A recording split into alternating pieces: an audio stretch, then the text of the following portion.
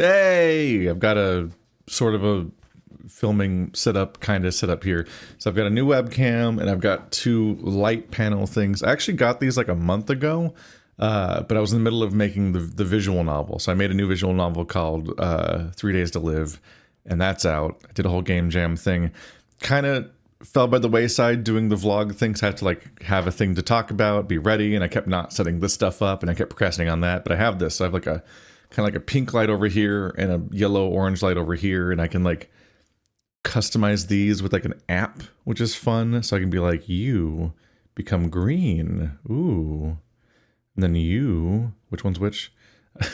Figuring out the app still in real time. You can become red, ooh, and that's maybe too bright. Ow, my face organs and all of the stuff.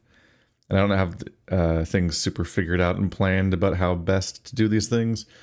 I'm also still figuring out the camera in general, focusing settings, and like I think I need to install some kind of firmware that I haven't been able to find still from a third party that allows you to have like face tracking and autofocus so that it like has the focus correctly or whatnot. I also rotated the entire table like 45 degrees so that there's like a more interesting angle of the room, so it's a better backdrop than just that poster being centered directly behind my head and then just like awkward. Yeah, so now we're in a corner, and that'll slowly kind of look like something at some point. Anyway, I was in the process of doing my Patreon Q&A, which I do every month, and inevitably, since it's December, one of the questions was asking about Game of the Year 2025. What's your favorite game that you played this year, so on and so forth. And I'm like, immediately, I'm like, this is going to be too involved of an answer. I either am going to say something off the top of my head, which will be inaccurate because I don't even remember what happened this year. Because I'm so bad at remembering intervals of time and which part of my life was inside and outside of that. There are always things that happen in my life that feel like they happened a week ago, and that feel like they happened 5 years ago, and both those things happened in the same month 3 months ago. Like the perception time's all fucked up and weird. So I have made a tier list, which is that I actually scrolled through my YouTube channel and compiled every single game that I played in 2025, plus or minus a little bit of margin for like the end of last year, as best as I could identify. So this will be interesting. So this is going to be like one of those like personal game of the year things where it's like, this is less what's the game of the year 2025 specifically, and more what is me ranking all the games I played in 2025. So obviously there's a bunch of games I just didn't cover because no individual person has played every game, but also just a bunch of games that are from different time periods a little bit, well, not that many, that muddy it up a bit, and we just talk about them because they're here. I should probably figure out how to zoom in a little bit on my face. There, slightly modified the webcam window. We're learning as we go. I don't know what I'm doing. It's so weird to talk into a camera. I hate having a camera, but that's like the kind of thing that this channel is. All right, so we're just gonna go through all these games, and I'll talk about them a bit, and you're gonna learn a lot of new games because just looking at this list, I'm like, this is a weird list of games. Right off the bat, there's a bunch of shit that a lot of you will have never heard of. Also, if you don't have a lot of context, a lot of furry shit in here, a lot of like extremely obscure indie furry stuff that even furries will not have heard of on most of the time. So I had a very specific path through the year to some extent. I guess I'll just go in order, which I don't know what determined that order at all. It almost looks alphabetical, except for the part where then a bunch of them at the end aren't. And like there's one that starts with A all the way down here. But like these are kind of alphabetical order. I have no idea what's happening. Maybe I'll just pick things at random. Let's get out of the way some of the least interesting games to some extent. Motortown is a game that I played with my friends for a few weekends, and it's like a really evolved. It's like a very complicated city simulator where it's all about logistics. It's all about shipping and demand and supply and driving trucks around and selling product and moving people around. It's about driving the vehicles that will go around on the roads all day, and that's their jobs, to be on the roads. So you and your friends will all play on a little server together, and you'll like drive shipments of materials around, and it's like each step of the supply chain is simulated. In that, like, in this place want that part to be made, like, or this place wants this product, but in order to make that product, this place over there needs these parts. So you need to like get the, like, every step of the way there's a different shipment to be done, and you could all be just doing random tasks the game assigns you left and right, or you could actually get serious about it and at some point like commit to like taking over the entire supply chain and like running it all yourself, like figuring out how to do all of it from front to back. There's definitely people that are super into this. It's super not my type of game. For me, the entire reason I was playing it at all was just the fact that at times we had like 8 people from the friend group all just hanging out and driving a truck around and just chatting. And so it's just like a nice social context to have people around for. But overall, I don't care about it's not even for a moment, I think, did I have any fun playing this game when I played it for like 12 hours with my friends. Like, the actual game was 100% just a thing that was kind of happening in the background as like almost like a minor annoyance half the time. So I think I'm gonna put it down in here in C, which is what we will define as distinctly average, unremarkable. I don't have complaints about the thing. I'm not going to rank it as being bad specifically, but overall it's like you kind of like earn your way up to B and A, where like A is like, here's a great game, and S is like, here's a game you should have played. Like, this is a big deal, you shouldn't miss this one, this is like an instant classic kind of game. I tried to type that in earlier, but it went away. Oh wait, here. Okay, it just didn't save from the previous like screen or whatever. Okay, I can just type this in. I don't remember if I've ever done a tier list, so if I sound bad at this, that's why. No, I think I did a tier list for Game of the Year like 2 years ago, and then forgot to do it last year or something, and haven't done it since. If we want to do a direct upgrade over that exact game, actually, I think I'd put Webfishing right above Motortown. That is a similar game where you do just hang out with your friends, barely interact with a thing, chat, have a fun bit. But this was a bit more fun because there's more self-expression, more character customization, and being a furry game right out the gate, people had already made mods that had 100 new species and customization features. So everyone that had you could install these mods and just have like a ton of variety to your character all over the place, and that was a lot of fun to play with for what it was. But it was ultimately just a game where I stared into space, hit spacebar every now and then, and tried to see which furry characters I could recreate in the suite of mods I had so far every now and then, just for the entertainment sake of that, basically. Oh, there's such a weird grab bag of games in here. It's kind of fascinating. What's an A rank game? Should I like work my way up the list a little bit, essentially? Let's see. Something that's like totally fine. This will be controversial. Let's put Dispatch in A rank. This might not be that controversial. Dispatch is the newest game from some of the people that worked on some of the Telltale games. The lineage is a little confusing, and I got bored trying to look into it too much. Maybe I'll look into it more in the future. I did a playthrough of it, and I had a good time the whole time through, moment to moment, but it kept giving me pause. I had a lot of questions. There's a lot of world building elements that don't come together.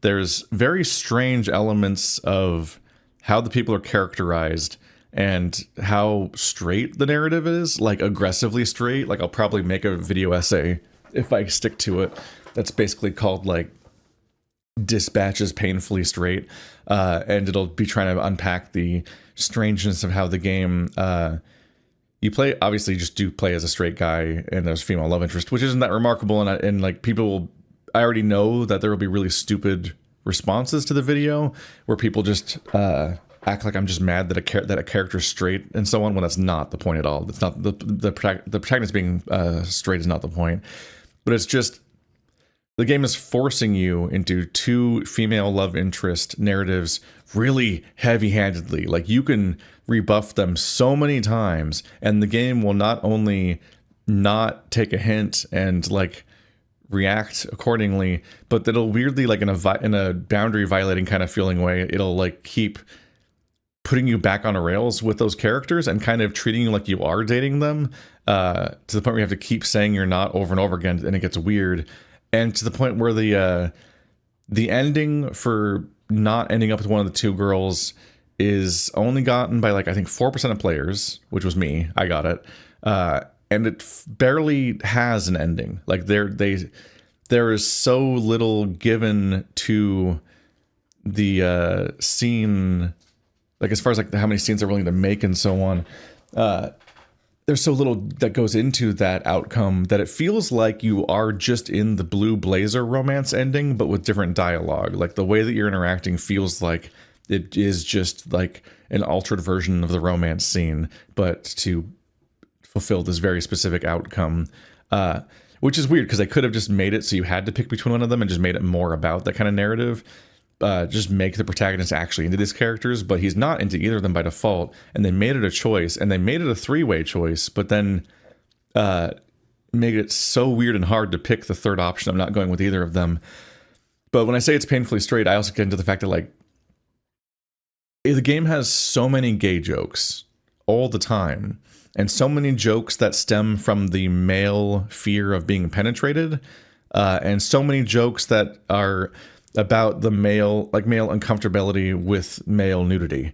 Like, there's just so many gay and gay adjacent jokes left and right that the more that goes on, and the more you're like railroaded into these romances, and the more you're like, there seems to be no queer characters in this entire story, it just starts to feel weird. Like, all the gay jokes start to feel like, am I giving this game too much benefit of the doubt, in that it feels like with it and progressive, and like it's going to be like having some concept of like modern writing, or is it genuinely just kind of like a weird regressive mid 2000s thing, and maybe some of the stuff does just come from a place of kind of homophobia.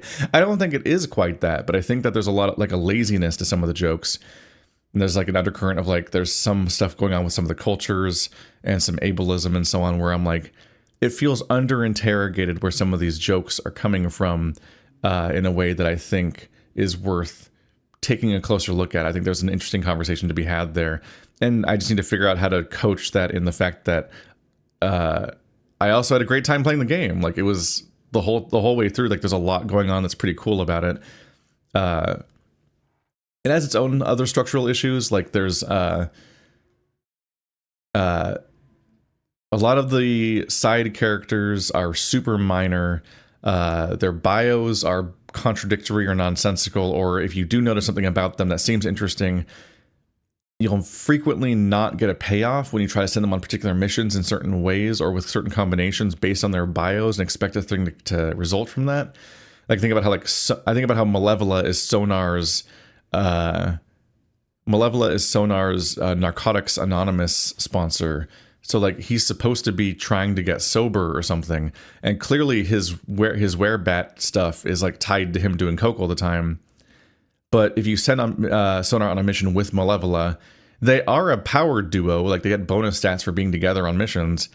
She does not help him avoid doing drugs at all, and he does not she does not help him avoid transforming. So it's like, well, what's the point of that detail? Like, what? They just like put a cute bullet point in there, but like, why isn't that a mechanical part of the game? Like, why isn't there any more depth to Sonar besides the initial introduction of him? Like, you get the initial concept of the character, and then he never progresses past that point. And that's true for Malevola. That's true for mostly for Punch Out. You slowly get a sense that he like knows a bunch of people, and he's kind of like a really camaraderie kind of guy. I don't know how best to put that. It's true for the Mud guy. It's true for Prism. Like, the majority of the characters, you get a starting premise, and then they never get any deeper than that. And a lot of the story decisions are very difficult to justify. This is the interesting thing about Dispatch. Like, I come away with a positive vibe, and I think that's because it's well made production level wise and has a lot of cool innovations for the little subgenre it exists in, and it is genuinely funny and entertaining a lot of the time. But every time I try to talk about it, I get pulled into so many issues that I just need to actually sit down and write this all out, because people are going to be bothered by every time I do it off the top of my head. I'm just going to do it a disservice a little bit. But yeah, that's why it's not S or whatnot, because people were really gung-ho on this being game of the year. No, this is a deeply flawed game. It's pretty cool, good job, but like, no, there's so many things holding Dispatch back, and I just need to get into it all and unpack it. By the way, since someone's going to comment on that, earlier I said there's no queer characters. Flambe is a queer character. He's apparently, I mean, we don't get an answer. He's some kind of queer character. The easy assumption is that he's gay, but we actually don't know if he's gay specifically, as opposed to bi or pan and so on. We just know that there's a comment about being in the closet, or specifically not being in the closet. But that is, I got a rant to get in about that, about Flambe being, he's from Afghanistan, and he's gay, and he has anger problems. And you would think that those are related, because growing up gay in Afghanistan sounds like a rough time. But then he says that he skipped being in the closet and went straight to the clubs, in his optional line that confirms him as being queer, which I didn't get in my playthrough, so I just didn't know he was queer for my entire playthrough. Like, that's apparently a line in the game. So I'm like, how did he skip the clubs, skip the closet, if he grew up in Afghanistan? Because I don't think it's safe to be openly gay in Afghanistan. So I'm like, what is his backstory? So see what I mean? Like, it's not impossible for this series of characteristics to be true. It's just, it should, if you're gonna name drop this shit, it feels like it should be expanded on some level, because it raises more questions than it answers. And so the game's set in LA, and he has a thick accent. So he didn't like move straight to LA and grow up there. So that means he didn't grow up in LA, but also his accent, I'm pretty sure, is Hispanic, not Afghani, which raises even more questions, because I'm like, am I supposed to take that into the world building? Am I supposed to think that that's part of his actual character? Is that did he move to somewhere where he got that accent and grew up there, and then happens to now be in LA in time for the story to happen? Because that can happen. People have interesting backstories and lives, but having it get completely unexplored and have a lot of the traits feel contradictory and weird, and me just being like, okay, here's the only queer character in the game, and I'm trying not to fixate on the fact that he's called he's Flambe, the flame guy, so he's the flaming homosexual is the joke, apparently. I'm trying not to fixate on that, so I'm just like, okay, let's dig into his character. Let's get depth out of this. He has the most lines out of any member of the entire squad that isn't one of the three main characters. So like, this is one of the most developed characters in the game, arguably. And I got nothing. I have no idea what his backstory is. I have no idea what makes him tick. It's super weird to have beaten a game and have so little to go on a character beyond what is ultimately just his series of bullet points. And they had time to unpack him in particular, because he gets a lot more scenes than the other characters in the crew, because he's kind of the soft antagonist. He's the guy that your protagonist doesn't get along with all game, that's kind of in line of sight. I'm talking for way too long about one game. This is the problem with doing these for me. Anyway, you can see why I want to talk about this game more in the future. It's just such a strange thing, and it's just interesting to talk about how weird a lot of this is. Let's see, let's do an easy one. Fire and Ice. I played this with the Illusory Wall. We were hanging out at BLFC, and he suggested we played Bubble Bobble on the NES, and just kind of like suggested like poking around at classic games together and having some fun with that. And the first thing we've done so far is that he brought up Fire and Ice, which is also known as Solomon's Key 2, which is a Nintendo game that looks impossible. The visuals are so like they're not impossibly mind-blowing or whatever, like, you know, it's a NES game, but it does shit with its animation fluidity and so on that is like when you're used to associating the NES with the original Mario games and stuff like that, it is genuinely a bit confusing. You're like, I didn't know that a NES game could do some of this stuff. This is actually surreal because it's a very late NES game. It's a pretty well-made puzzle game with a lot of content. Like it makes it one of the longest games you could play on that console, probably, that doesn't feature like inherent like repetition and grinding and stuff like that. Because games just weren't that long back then, and if they were probably wasting your time. But in this case, it's just like, oh right, a hard, well-designed puzzle game could just take a very long time to go through. We just spent a while with that. It was just a pretty cool experience. That's a fairly impressive puzzle game to learn about all these years later. And that's our non-2025 game already. I guess Webfishing was 2024. Motortown, I actually don't even know when that came out. I think it might be in early access and might still not be out or something. I don't know. Let's see. Should we do the garlic likes? Let's do Vampire Survivors. So I've played a lot of Vampire Survivors over the last couple of years. Mostly finished like the vanilla achievement list and unlocks and so on, but now there's like 100 DLCs. It's like a fun little journey to go on, unlocking all the different like build hybrids and whatnot, the weapons that like combine with each other, and then getting more and more upgrades that allow you to get further into the system.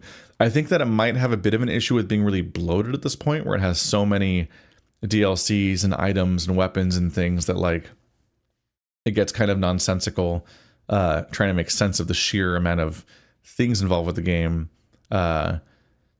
And also, like, I kind of hit a point where I was like, the game puts you in such a mode of just kind of playing it relatively passively, like just kind of walking around and picking up power-ups, maybe dodging some threats sometimes, but mostly not actively having to play it like an action game.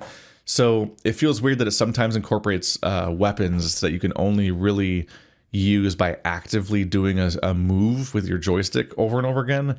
And increasingly, some of the later goals have this weird thing where I would almost refer to them as having too much gameplay. Because like this is the game that I don't know if it started, but it would like popularize the genre that people are it's sometimes called garlic likes or vampire likes or whatever. It's like these games where it's not an AFK game, but it's just a game where you walk around, and I would compare it to like all of these roguelites from like post Binding of Isaac, where in Binding of Isaac and Risk of Rain and so on, you'll run around and get a bunch of power-ups, and they'll often just be on like listed on the top of your or bottom of your screen in a big list of icons.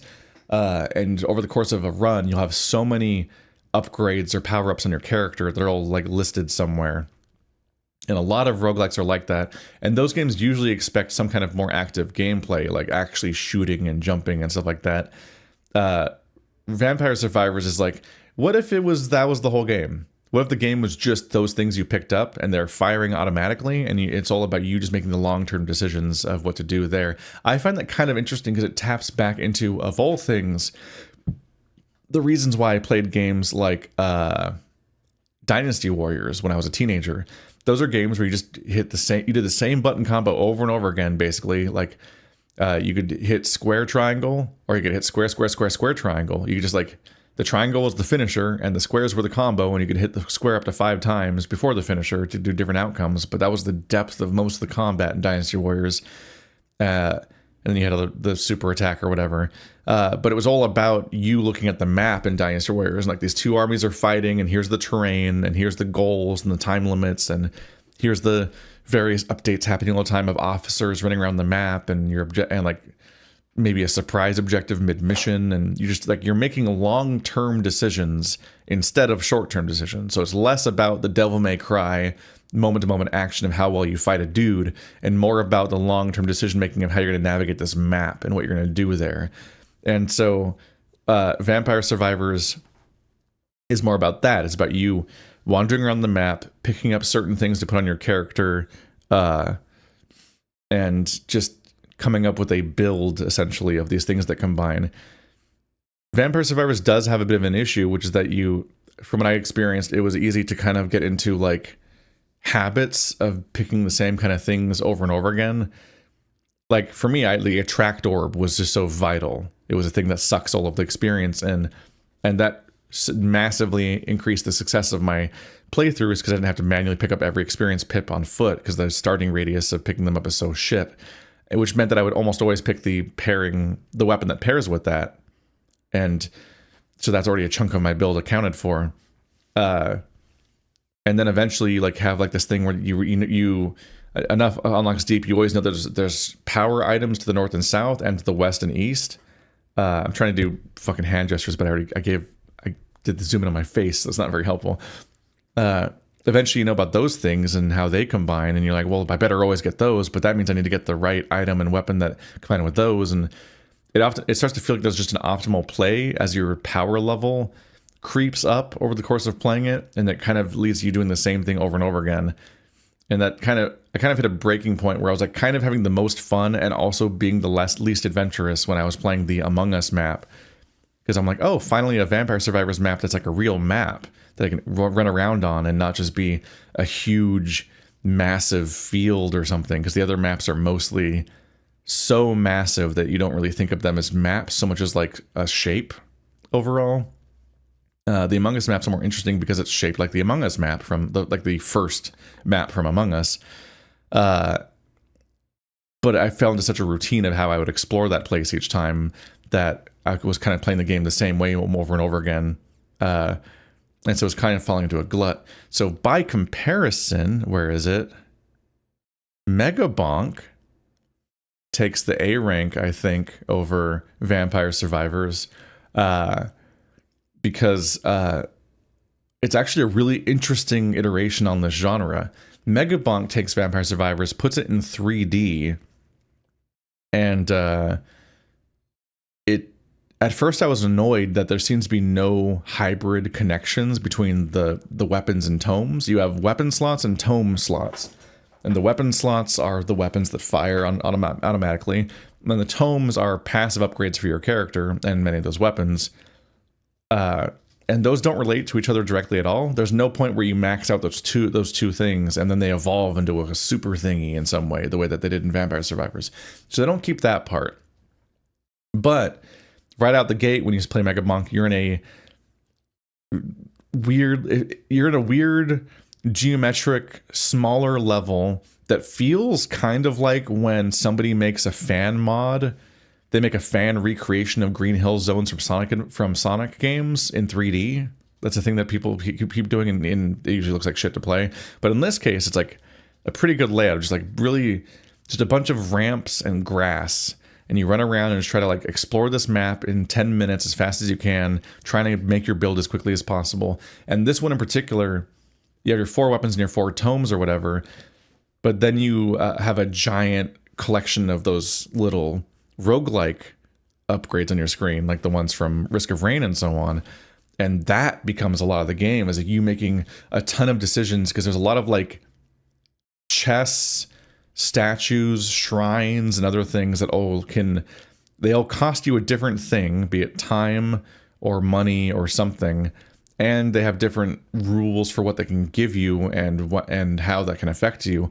So you're making a ton of decisions in different contexts about your build all the time while you're running around and exploring, while dealing with the enemies and so on. And it's immediately more interesting from that perspective, and it's been interesting to see how that all goes. And it's been a pretty decent time killer game where I've been playing Mega Bonk in the evenings for months now. It can get very frustrating. It's very easy to die. Part of the learning curve is that like after you get used to how easy Vampire Survivor starts to get, the more you get into it, it can be a bit of a surprise that as you go into Mega Bonk, unless you play specific characters in certain ways, it can be very lethal very immediately. And so it's not uncommon to die in the first level, and you don't really get upgrades that will help you not do that. Like Vampire Survivors has a roguelite upgrade store where you buy stats permanently the way that you do in Rogue Legacy and so on. And Mega Bonk is like, nope, you start over every run. That's it. You don't get stronger from run to run. You just increase the pool of items that can be generated by the game. It also lets you manually toggle on and off every single thing you ever upgrade. So if you are not upgrade, you unlock. So if you unlock a mechanic that you don't like a weapon or whatever, and you don't want to see it anymore, you can just turn it back off. And so you never unlock a new thing that gets added to the core experience that then is worse for you. It always, you only are stuck with what was originally in the first stuff when you first played it, but if you add something you don't like, then you don't have to deal with that. It also lets you customize the entire loot table in a way that allows you to really try for particular builds, because there's such a large number of items available that it actually does really help to be able to disable a bunch of them so that you can try to make a particular outcome happen, and it gives you a bit more of a help against the RNG. For me, the rough thing there is that they don't have loadouts.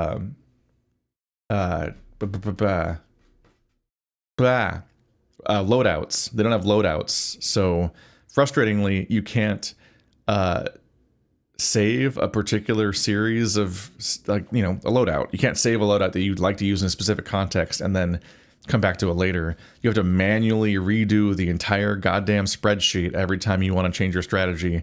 And so it's led to an outcome where I am just doing one run over and over again for like a month now, because I don't want to change out what's there and so on.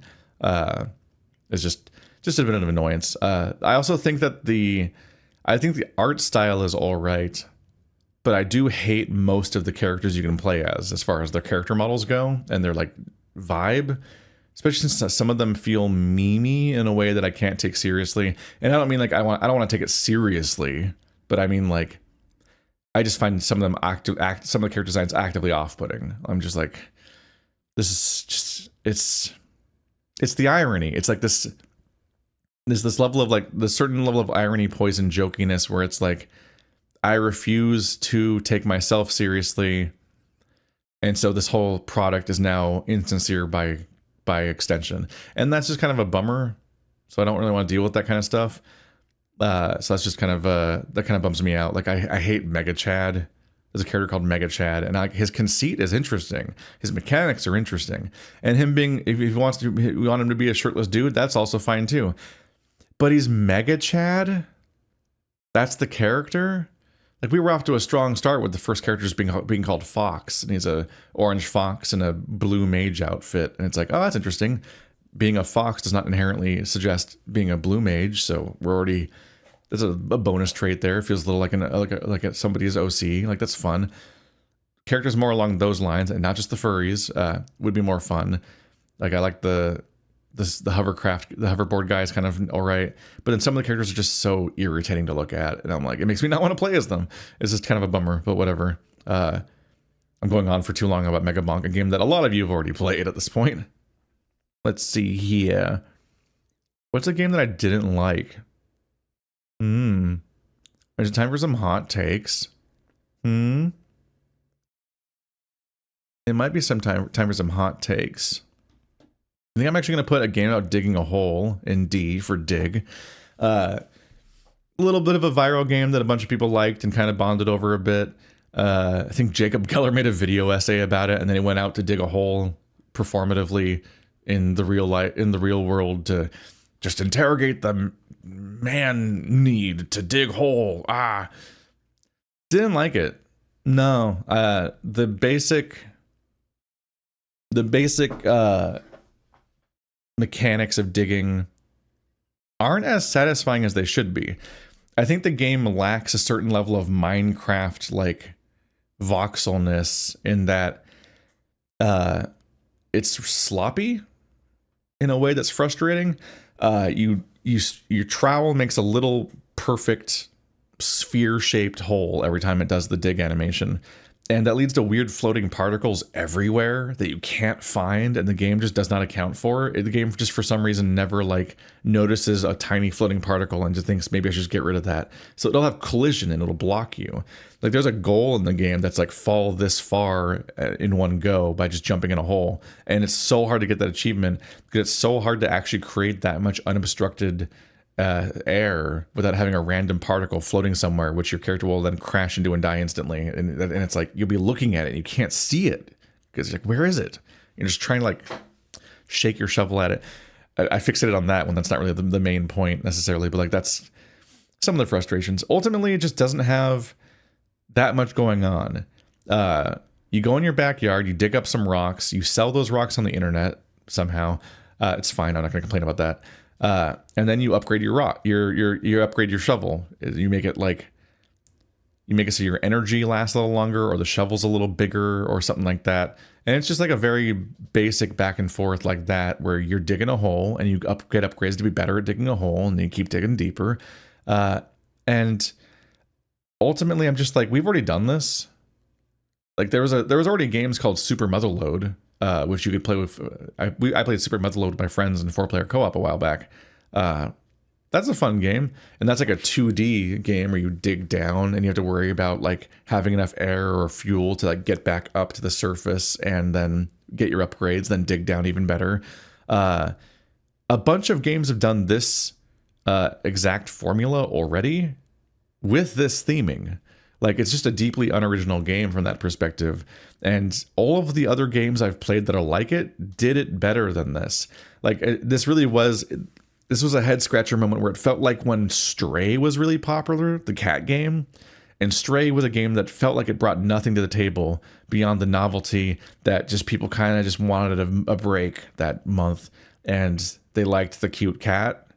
But like the game had like nothing to bring to the table mechanically and wasn't that interesting on any other level either.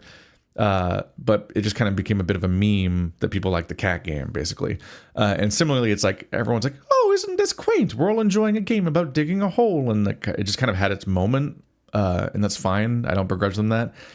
But I've already done digging hole games. They're fun. Doing a little slightly tedious thing, then coming back for some upgrades to be better at the thing, and then being like, oh, I'm better at the thing now. It feels good. I mean, first of all, that is Minecraft. That's getting an iron pickaxe. That's going from a stone pickaxe to an iron. You dig by hand, and then you get some stone. Then you get a stone pickaxe. Then you get some iron. You get an iron pickaxe. Like the one of the peak versions of this is Minecraft, with how it has like a whole entire world and systems tied to this stuff. But then you have Super Motherload that are more stripped down arcadey versions, which is what this game is more like. And there's a bunch of games like that. So by comparison, this game just like had so little going on. The upgrades just didn't get that interesting. The gameplay loop didn't evolve all that much. The stuff that it has is super underbaked. Like there's little hints of treasure hunting a little bit. But not only does the treasure hunting demand almost nothing of you, but it also rewards you with virtually nothing. And then you just kind of hit the bottom at some point. And the game hits you with, out of nowhere, a like survival horror stealth section where you have to beat an instant failure stealth section with terrible AI and terrible level design. And you have to beat that in order to... You have to get through all of that in order to beat the game, and then the ending is you died anyway, because it's a you lose ending, and it's like, this sucked. This just sucked. I don't hate the game. It might be the lowest ranked game of this entire thing, if I'm being honest, because there's just not that much to go on here. But I did a good job of avoiding terrible games mostly this year. But overall, yeah. Don't believe in the meme. It's not, if you remember there being a bit of a curiosity about this game a month ago, leave it. It's fine. It just wasn't that good. It didn't really need that level of attention, actually. Let's see. What should I do next? Strafat. Strafat was pretty good. It was designed to be a one-on-one arena shooter. And it reminds me of like what I assume WarioWare is like. I've never actually played WarioWare, but there's those games where you just like get thrown into low context scenarios where you have to like figure out how the fuck to play the thing that's happening at you right now as quickly as possible. You just get dumped into a mini game and just have to like, just do it. It's like that, but you're there with your friend and he's there to kill you. So it'll just drop you into an arena or a level of various levels of complexity, and some kind of gimmick might be happening, or it might just be like, it's a pistol map. shotgun map. It could just be like a weapon type or a scenario, and you just have to like react and figure out what the other person's up to and deal with it.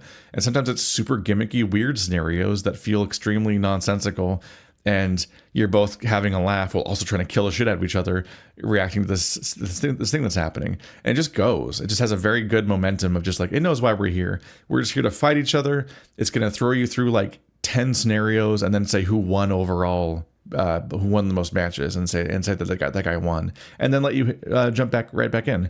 And it thankfully also got a 2v2 update, so I was able to play it with a few more friends, and that was a lot of fun too, playing it in 2v2. You can either play 4-player free-for-all, or you can do 1v3 or 2v2 and so on, and just like have some fun, just having just low commitment, high reward gunplay, basically. It's such a vacation from all these games where you have to worry about your ranking and matchmaking and setting up a match with all these like bells and whistles and queue times and menus you have to sit through. It's like, no, once you have you just get your session set up with your bros, and you just hit go, and you just tell it to go again every time you're done until everyone gets tired for the night, and then you call it a night. It's just a good time.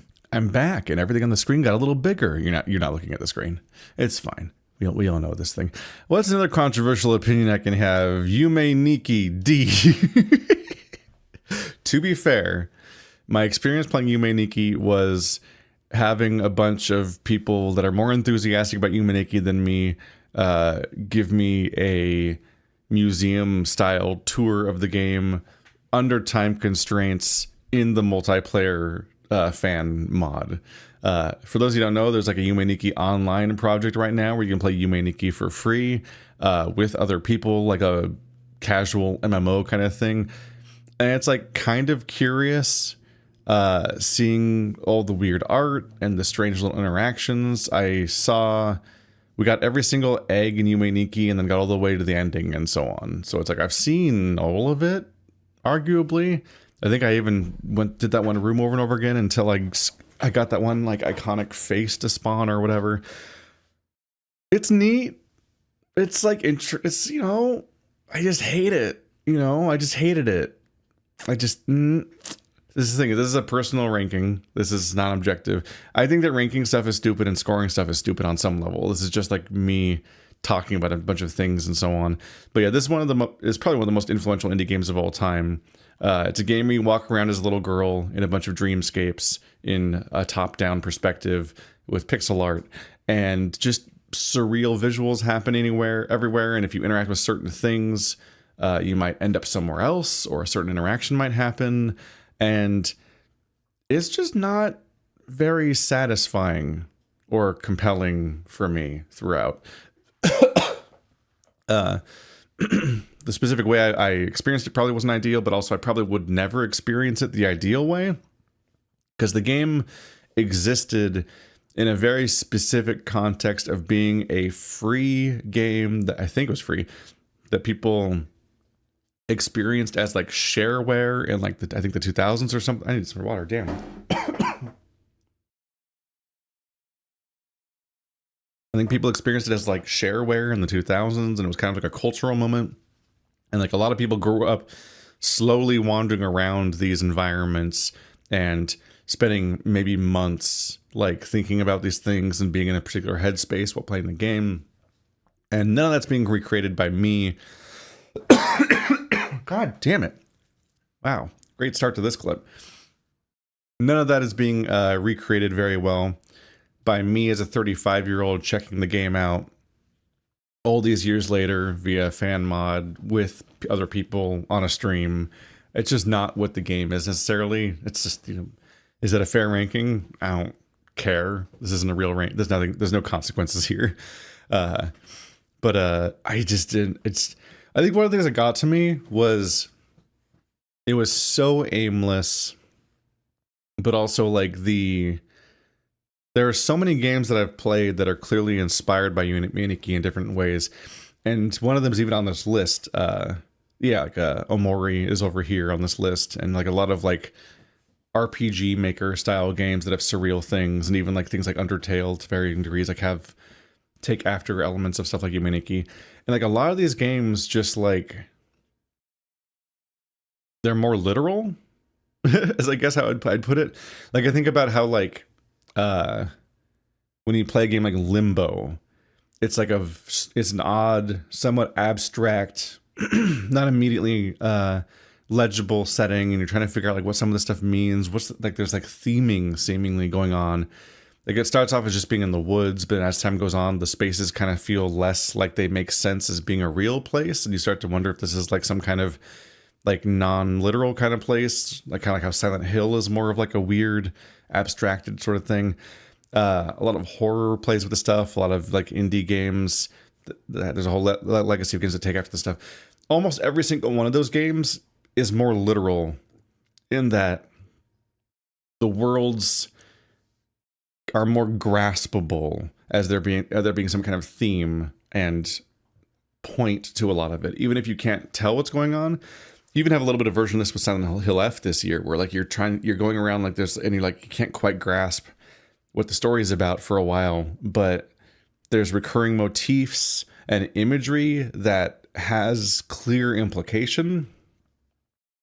Like even if you can't tell what the overall shape and story is, or what the literal events of this person's life might be, you can at least like grasp at what their anxieties might be as some of these images evoke certain things. Ume Nikki is so abstract that it's genuinely like, as much as it's like an interesting museum to walk around in at times, for so much of the time I spent playing it, I genuinely was just gaining nothing. Like I had so little to work with. I was not, I was seeing so many images where I'm just like, I have no idea what I should, what I'm building by seeing this. Like, what am I learning here? I don't know if I'm learning anything here. And like by the end, I'm like, I don't know if I really felt like I physically went on a journey. And I think for a lot of its target demographic, they went on an emotional journey. But emotionally, I don't feel like I went on a journey by the end. I feel like I just was like, yeah, that was a lot of disconnected visuals that I was unable to connect with any kind of scaffolding, and now it ended. And so that's why it just did not vibe with that. Did not vibe with that at all, honestly. That's just my takeaway from that particular one. Let's see. Escape Simulator 2. Let's put that like maybe slightly above web fishing. Escape Simulator is a modular escape room maker product, essentially, that I've played for years with my friend Birdcatcher.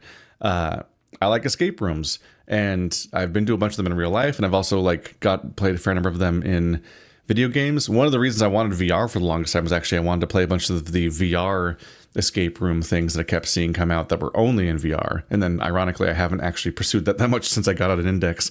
But like I love escape rooms because they're kind of like a weird little Metroidvania puzzle of like trying to unpack a room where there's a bunch of nonlinear, or not nonlinear. There's a bunch of puzzles that require interlocking parts or knowledge or connect to each other, and you're like, there's a lot of just like fun moments of being like, this thing on that wall affects that thing in that room. Like those are relevant concepts that I can apply to each other. When done well, it's just a very satisfying style of puzzle to play with. Escape Simulator was an attempt to take this rising genre of games and make it have more content, because so many of the escape room games, you're often buying a video game for $5 that had one map total.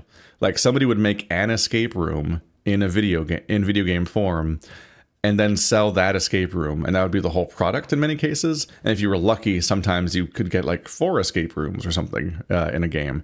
Like it was really common for these to be like really bare bones indie projects that barely functioned and had barely had any content and cost like a few dollars. So that was the state of a lot of this stuff. There's a few hints at other escape roomy stuff. Like, of all things, I remember Resident Evil 7 has an escape room DLC. It also has a Blackjack DLC. Resident Evil 7 is weird. It's also like one of my favorite ones. Not necessarily for those reasons, but it was cool seeing that stuff play out. So Escape Simulator was like, okay, if we make the whole thing, very modular in how everything fits together. Kind of, make it all level editory. We just make a very comprehensive level editor. Then people can make stuff in the level editor, and then there's like infinite escape rooms, and the cream will rise at the top, and so on. And then they make the campaign levels. They make a little campaign of themed worlds where there'll be like 6 worlds with like 4 rooms each or something, and those will be made, I think, in the level editor. Like, so the campaign of the story, like the story mode, is made in the level editor, but that incentivizes them to make all the assets to fully flesh out that theme. So there's a bunch of assets for people to use for making their worlds. And then each DLC and update that came out over time for Escape Simulator kept adding more and more themes and settings that the audience could then play around with their custom maps. And you could also add custom visuals and things and custom models to these games, but it's, there's a barrier of entry thing where it's definitely easier to have assets to use already. So their job was more or less to have a platform. Escape Simulator 2 is the sequel to that, and it comes with a level of higher fidelity that it's hard to say if it's good or not. On some level, better graphics look good a lot of the time, but they do kind of have less personality because they look more like a normal video game and less like the original Escape Simulator having its own kind of aesthetic of being kind of bubbly and simple. More complex visuals can also lead to the game being less visually clear when you're trying to figure out what the puzzles are and what items you can interact with. Like, if there's more clutter, it's harder to see. I would compare Escape Simulator 1 and 2 visually a little bit to like Portal 1 and 2, where Portal was mostly in the portal chambers and they were very simple and consistent and only had a few visuals to play with. And then the last level was like a bit of a divergence from that. But then Portal 2 was all about like, oh, this facility's been decaying. Here's all this plant matter and stuff. And some of that clutter and noise made some of the levels harder to parse immediately in a way that was like, hey, well, wait, oh shit. I got stuck here for 10 minutes because I just missed an important part of the puzzle because I couldn't see it clearly. And that's been noticeable even in the many, many fan campaigns for both Portal games. That disparity can be noticed. That's immediately somewhat noticeable in Escape Simulator 2. Escape Simulator 2 also seems a bit buggier so far, messy in a few ways. But it might be promising to be pretty cool. They definitely pull off some tricks in the story missions, which we've now played all of, that the first game was not capable of at all. And there's some really cool stuff going on there. And I guess it'll somewhat ride or die based on like what the long-term support is going to be. So it's kind of hard to rank this thing because we've only played like 2 community maps so far, and I'm looking forward to checking out more. And I also just need to wait for people to make more community maps and just see what the future of this game will be. But the vague vibe is I'm like, this game's serviceable. It's all right. It's not earth-shattering. I like to hang out and play Escape Simulator. I would like to see what people come up with more. It's also unclear how much you should rate a game based on its fans making things for it. But there was some really fucking cool maps for Escape Simulator 1 that some people made, and I was very happy that we found them over the years. And I hope to see those people make stuff again, hopefully. Hopefully the tools are good for that this time around. Because I don't know. I don't make the maps. Let's do seafood. I'll put that as like a low B. I believe the system for tier lists is that you go like left or right. Left is higher ranked and right is lower ranked, and then each tier is obviously lower too. That's like the thing I've been going with here. Seafood is an itch.io Vor collectible card game that I played for like half an hour for a Let's Try. But like that is the whole game, so I guess I can review it as a finished thing. I've also have it on my phone, and I just kind of poke at it every now and then. It's just like a fun little game. I think it is just an adaptation of an existing card game that people already know about. But yeah, you just have two characters on a pirate ship, and they have a huge variety of enemies that are kind of coming in via the deck, and you essentially have to defeat the card deck that is like a 52 card thing where each card has a particular purpose and meaning, and you have to figure out how to play through it all. And it's just like a bit of a numbers game and a bit of RNG and it's not necessarily, I don't even know if it's always fair necessarily, a bit like solitaire and whatnot, but it's just like a fun little thing that's like well drawn and extremely Vorny. But I've played it enough that I'm just like, yeah, all right, serviceable little game. Oh boy. So I thought I would drag all the furry games into a little section and just sort of like lightning round through them all, and there are way more than I remembered adding. So let's get started, I guess. There's three lesbians learn French. That was just a cute little game made in a sub-universe of games that are all called Three Lesbians something. And the gimmick was that the protagonist gets a curse where she can only speak French, and she's trying to figure out how to break the curse within the day by talking to her two loved ones and also not evil, but like a French ghost from the before times and so on. It's a cute little premise. There's not that much to it. It's an all right thing overall. Aware is in similar territory. This one was more animated and less of a visual novel. It's not made in Ren'Py or other bare bones things, but instead is done completely like in like a video game engine with like 3D character models and stuff like that. It's a handful of VN segments and some really cool animation. Not so much a game, and also the story hasn't really gotten anywhere yet, and it's like I put it a little higher than Motortown, actually. The whole game has like this Monty Ohm charm to it, where it's very budget. The assets are like relatively bare bones, but it's like a fairly high effort furry project where somebody is doing like a bunch of crazy anime animations and really selling some hype moments that make up for the fact that it's just like, it's doing whatever. Let's see. Liar is a fantasy gay furry visual novel that could do with a rewrite, basically. It's one of the few furry visual novels in the current craze, which is only a few years old to begin with, that has actually made it to the finish line and finished its story, although that's debatable because it's like it's written to have sequels. It's immediately written not to have a final ending, but to hook you for future sequels and so on. So, they're calling it done. The thing that's called Liar has its text from the front to the back. Whatever. I mean, but so few free visual novels get done at all that like that's so accomplished. But at this point, the game has a lot of structural issues.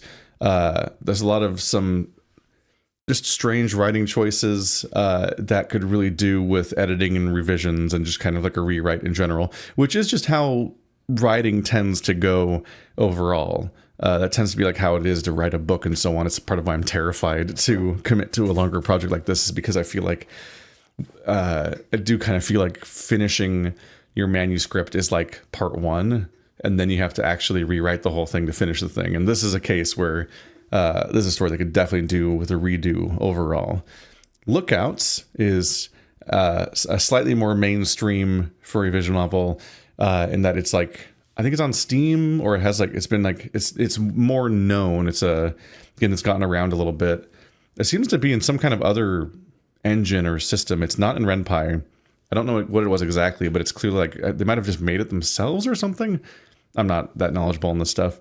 This is a story about two trans mask cowboys that meet each other, and they're from two rival gangs that are both staking out to potentially attack this one Old West Quaker town, which is a real specific and interesting premise. And the interacting with the Quakers is interesting, and these two main characters and their dynamic is really sweet to see play out. And it's got an incredible art style. There's so much that works really well right up until the end when it's time to write action. And I think the game really drops the ball at writing action and having scenes that both leverage tension and stakes and action well, but also like, I think it also struggles just to communicate what's happening in a bunch of the stuff, or where we should, or like being conscious of like what we should be thinking right now. Like should I be worried right now, or should I think that the things are over right now? Like it just, there's a lot of logistics that goes into writing action scenes or battle scenes that have a lot of characters involved, and a lot of that didn't come through. And I'm not somebody that usually fixates on like minor details about like logistics and stuff like that in like a nitpicky sort of way. I think, I mean, someone will say that I do. I mean, I probably sound like I'm always nitpicking all the time here, because I'm sitting here talking for 500 years about these games. But I'm somebody who like usually can be like, yeah, emotions rule the day and characters rule the day, and I don't care about the specific combat logistics. It's more that like, if you present information for me to hold on to, and then that information feels like it becomes contradictory, or we go on without commenting on it, or other things get messy about that. I don't know. It's just it just doesn't work. It could do with the ending could do with a rewrite, where like the actual outcome doesn't need to change. It's just like there's multiple moments where it just feels like it got really messy right at the end, which is kind of a theme. Endings are kind of a struggle across a lot of the games that I've played recently. Let's see, Atlas is an all right game. Where did I put that one? Maybe slightly above Webfishing. That's like a sort of it's like a furry Diablo-ish co-op game. Like one of those games where you run around and you grind and get loot and you hang out with like 3 of your friends. Not that much content so far, taking a while to get there, and not necessarily the most interesting combat system so far, and it has its own issues, but it's like, it's neat. It's an all right time. It's fun to customize your little guys and hang out with your friends.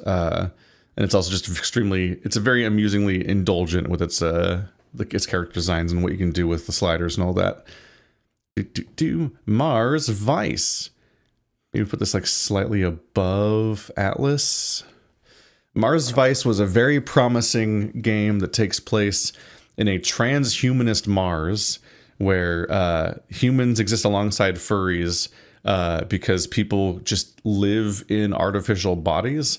There's a bit of a transporter problem thing to freak out about here, but like basically it's cheaper to essentially upload your brain to Mars than it is to travel to Mars. So the people who live on Mars inhabit artificial bodies that their minds are downloaded into. And there's a lot of really interesting things that are raised by the story here, like your brain, since your brain's already kind of being treated that way anyway. They do regular backups where their brain gets backed up and there's like a copy of it to keep it safe on like the main like server or whatever. So if you get killed, they can just bring you back to life with your most recent backup, which is upsetting because I keep talking about the transporter problem in various videos, and also about the extension of that, which is that I think it's a related conversation, is the idea of somebody having an AI simulation of themselves or copy of themselves. I'm upset by the idea of downloading brains because that's just not you, right? Like that's just a copy of you. You can't put your brain in a computer because your brain will still be there and still working. Like that's you. That's a copy of you. That could be a fully featured, crazy, like entirely human individual copy of you, like that has rights and deserves them and so on and feels things. Like that's all fine, maybe, but it's still just not you because you're just physically you're still here, and that's not you because you can both exist at the same time. It's unpacked by like games like Soma and stuff like that, and this is a version of that. And that's really upsetting. So they play with it for the narrative. Like people aren't that upset by it. They seem to be not freaking out on an existential level about it that much when they probably should be. But it does mean that you get to have like plot devices where you can like, oh well, our crime because it's a buddy cop story where you're doing a crime investigation. It's the classic kind of buddy cop thing where you and your partner are like one of you is more reckless, and the other one is more of a stabilizing force, and like no one believes in your whole mission, so you gotta go do it anyway, but it's like you're probably gonna get fired if you get caught for doing this because you're not supposed to be doing this, but you're gonna blow the whole thing wide open. It's basically the plot of both Zootopia movies. like that kind of scenario, which is pretty common for buddy cop things.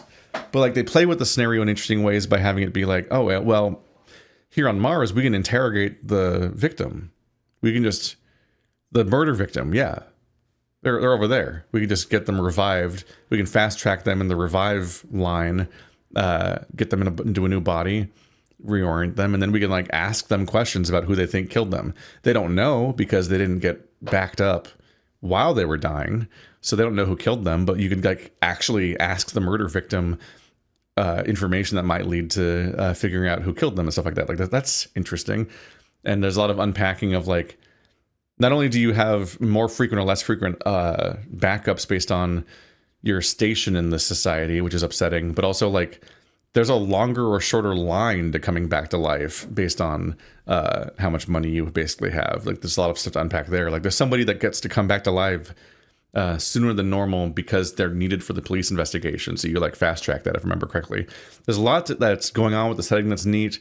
The art style is neat. It's done by a furry artist I like a lot named Bobby Arts, I think.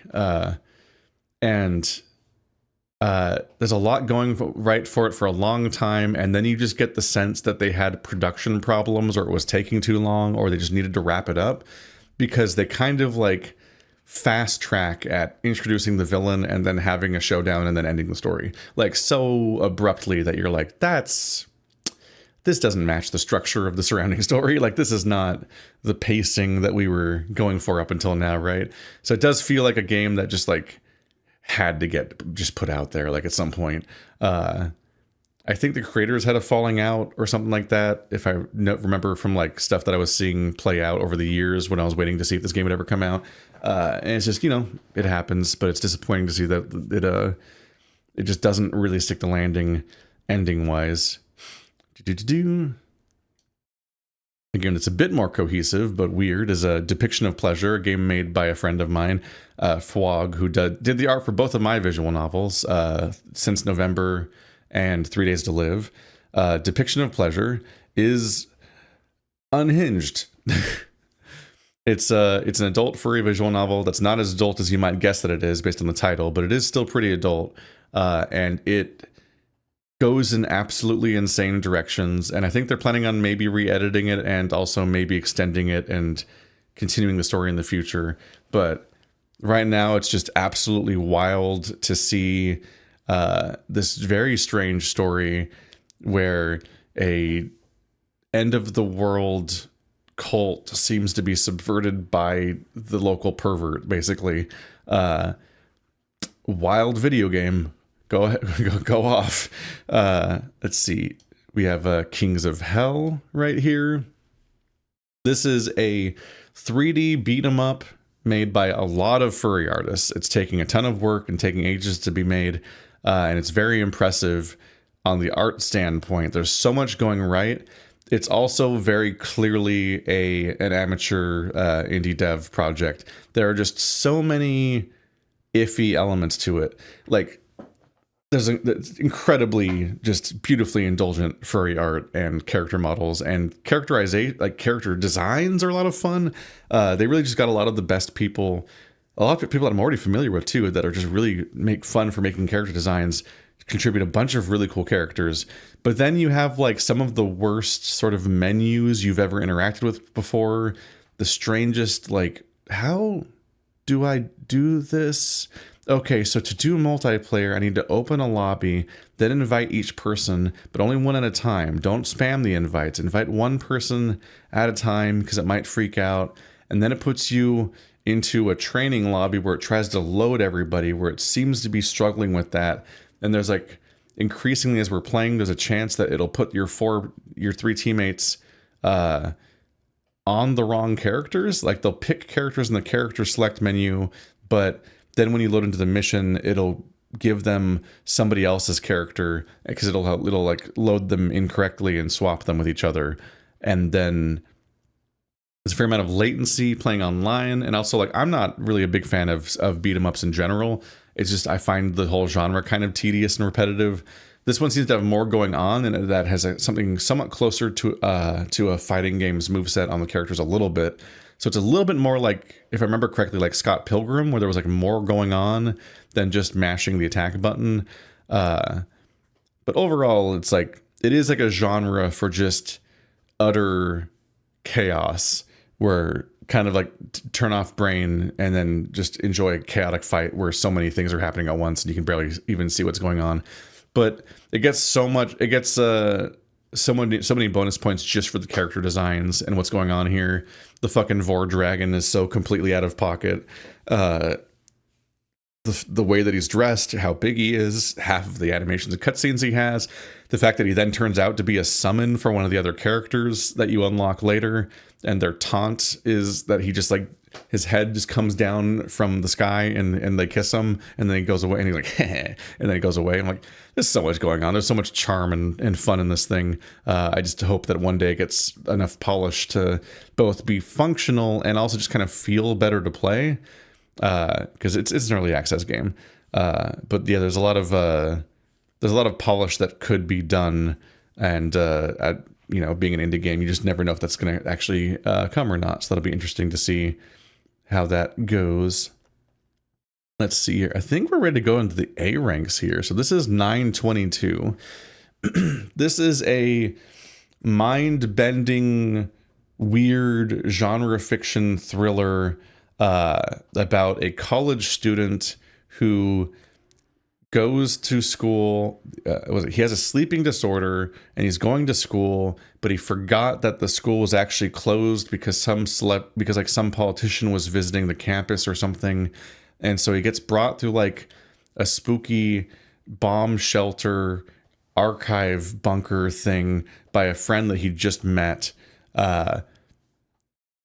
And he's just has a weird liminal space adventure in there, like akin to like how like in like Paper Towns that kid gets taken to like the abandoned theme park with the intentional subversion of Manic Pixie Dream Girl, like that kind of like having a strange encounter with a new person that completely subverts the day you thought you were going to have today, and it ends with that day ends with him finding out that his body was discovered on the school campus and it was his. So the protagonist is dead, but he's not dead because you were him the whole time and you never even slightly died. So who's the other guy that died that is you? That's how it starts, and it's a wild premise, especially since like it doesn't even really like play its hand, like show its card of that it's even going to be supernatural at first. So it's really like the end of day reveal at the beginning is that bit. And then there's just like a lot of really interesting conversations between these very well-written characters. Like there's just so many well-directed scenes and well-directed characters, like so much good dialogue and like a lot of like show-off moments of like, hey, here's something crazy that I can do in Ren'Py that you've maybe never seen someone do before.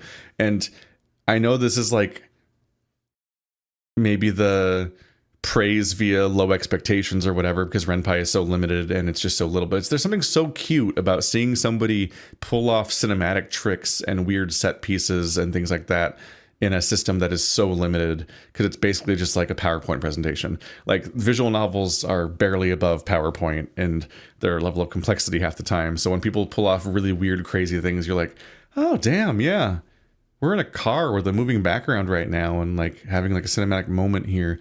I also appreciate games that have a lot of like fully illustrated scenes that really set the tone instead of just having the sprites in front of backgrounds all the time, because like a specifically illustrated scene can almost always sell a scene better on an emotional level and sets so much tone than like the prefab things going. Because like in concept, if you have enough backgrounds and characters, at some point you don't need any more new art, and you could just write the entire story by just puppeteering those characters around, and you could write infinite text, and some people do that.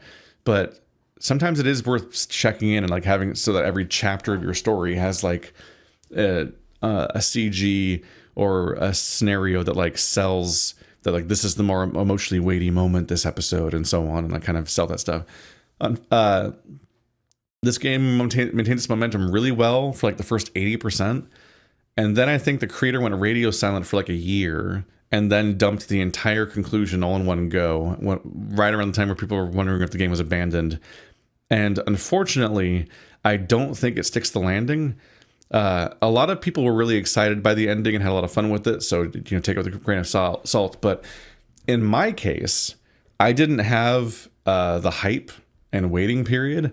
We just played the entire game in one go, not one sitting, but like one series of sessions. Like it was all out when we started it, and not only does it feel like there's a marked change in quality the moment you enter the final chapter, like the final update.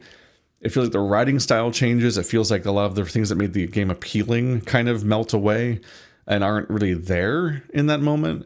And it also becomes so full of jargon and explanation of the complex sci-fi shit that was behind the scenes that, like, I think you do ultimately get the explanation for all the stuff you were wondering all game. So the mystery element is addressed by the end, but it was just delivered in a way that I didn't find to be an especially exciting story to go through. And it was kind of a bummer because I had so much fun with the characters and what the game was doing up to that point that it was a bummer to not be really into the final few hours and not really being enjoying those ones as much. Let's see. I think I'll place this one above Dispatch.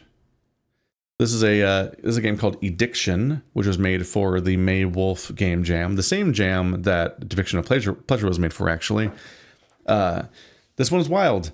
It's a furry visual novel that has relatively minimal visuals, and what they do have are relatively abstract and overlapping and confusing and intentionally disorienting. But it's a very textured, crazy story of sort of like a post-apocalyptic, like end of the world scenario. It's like a situation. I'm trying to remember the specific details because I remember liking and not liking various games, but to be clear, this is me trying to recap a whole year of stuff, but my memories aren't going to always be as clear about everything. Like, I think there was a setting where death essentially didn't work correctly anymore, and we're trying to restore the order of things. And there's this question of whether or not that is itself even good for the setting or bad for the setting, but you're on a mission to do that because you are somebody who was dead, but in like this non-permanent kind of way, just kind of stuck in the stasis of not quite death in this tomb, and you were revived by somebody because they see you as the key to restoring death to the setting. And so they're going to march you across the world in order to complete this ritual. But like, both characters have their own baggage, where the protagonist is somebody who grew up with chronic pain. And so they've had chronic pain their entire life. And it's always been a thing that's just been that they've tried to unpack about, like, what's wrong with them and what to do with that, or how to conceive of their life and what is valuable or isn't valuable. And like, how do you live when you're always in pain? And like, how do you interact with other people when like any kind of contact is agony to you and so on.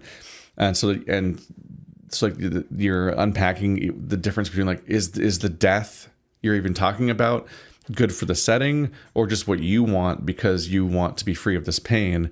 And also, is that the healthy way to even be conceptualizing what your life is like and so on? And it does make me wonder about like how autobiographical some of that might be and so on. But it's like, it's just really upsetting. It's just a very interesting story to unpack there. And then you get the sense along the way too that the person guiding them along is also like sort of this like increasingly lonely person that has this sad life themselves, and they both have a lot of mixed feelings about the mission that they're even going on, whether or not either of them will want to even complete it or not. So it's just so full of themes, and it's just so tastily written the whole way through. It's just very, very well done in a way that I was not expecting from a quick jam thing. It's also one of those cases where I just see the art, like you see that goat character right there. I'm like, that's a really cool drawing, and I'm often biased in favor of checking things out that have really cool art on them, and I just have to hope that the game happens to be as cool as the art. I play so many games for their art because that's the first thing you see. And there's always the question, like, will the gameplay match the art? Will the writing match the art? And it's always a mixed bag. But here, like, it really does keep up with that stuff. And it was just like a really cool, mature, interesting project to read through that came out of nowhere. And this video, if depending on how it goes, might be the most exposure it ever gets. So worth mentioning there. It's called, oh my God, I literally just said what it was called. It's called Ediction. Ediction. I grabbed whatever icons I could, but a lot of them don't even have logos in them, which is unhelpful. But yeah, that was for the May Wolf 2025 jam, which is some of them are adult projects that have a penis, and some of them are adult projects that are just mature.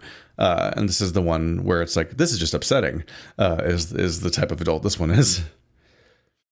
I think this will be my highest rank game so far.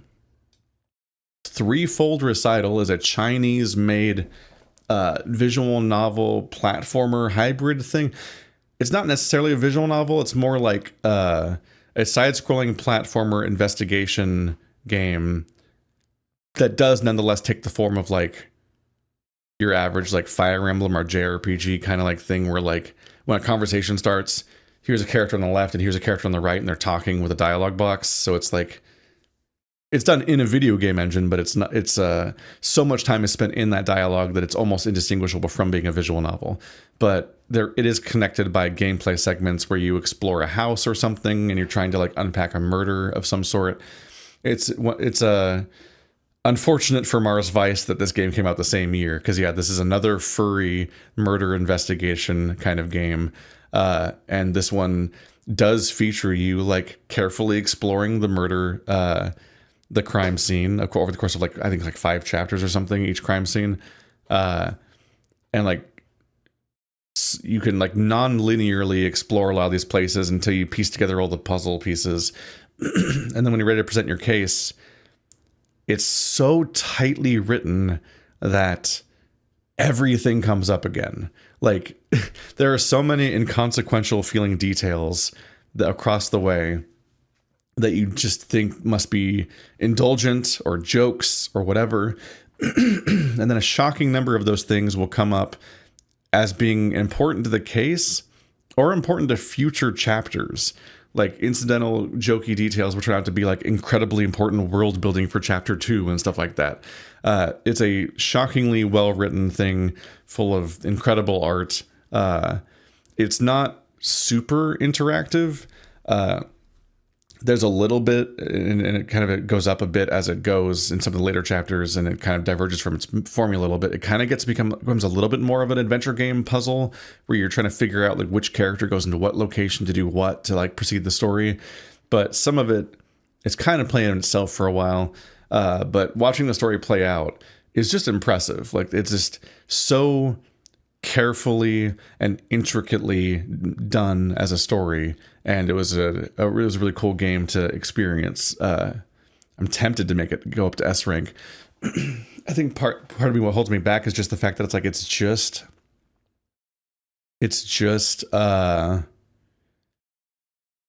shy of that, I think.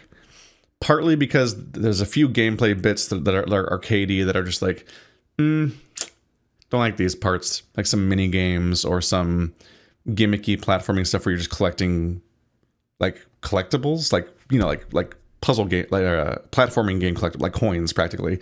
And like, I seem to remember some rough edges that I'm not immediately recalling that where I'm just like, this was good. I would recommend this, but it's not going to be like I wouldn't go as far as to have it be like a year defining game is what I'm thinking. But what was a year-defining game? I have talked too much already for this video, which is supposed to be the prelude to me doing my Patreon video. I'm gonna have to do this over the course of multiple days. Jesus, it wears down my ability to talk when I ramble this long. But what is a year-defining game for me is Back to the Dawn is a super cool game. So let me take a drink of water. Back to the Dawn is a furry prison escape RPG, which is wild to play. See, play. I think this is one of think this one was also Chinese made. Like that's been the surprise is we're getting a lot of really cool Chinese furry games. The downside of that is they're not nearly as gay as you want them to be because of completely different stances for that stuff. But this is a game where, at least when you play as Thomas the Fox, you can also play as Bob the Panther. Those are the two characters in the icon. When I play as Thomas the Fox, you're playing as a reporter who was framed for something and put in prison because he was uncovering stuff that was inconvenient for the corrupt politicians that he's trying to take down. So they frame him for something, I think it was for drug possession or something, just to get him out of the way so that he can't interfere with the mayoral race. And so you get into prison, and a 21-day timer starts counting. And that's because the mayoral election happens in 21 days. So you have two goals. One is to escape prison, and two is to come up with the evidence for the thing that you have that can implicate the mayor and take him down. So you need to finish the investigation you started, but now you're in prison. And in his case, he's reaching out to a lawyer that he knows in the outside world, but that immediately creates really interesting problems where it's like, oh, there's rules here in prison.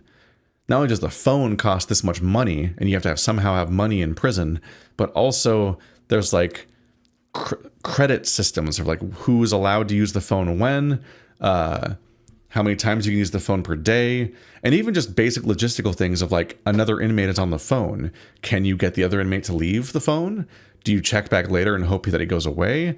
Or do you like try to charm him into like letting you use the phone? Like, do you try to persuade him to go away?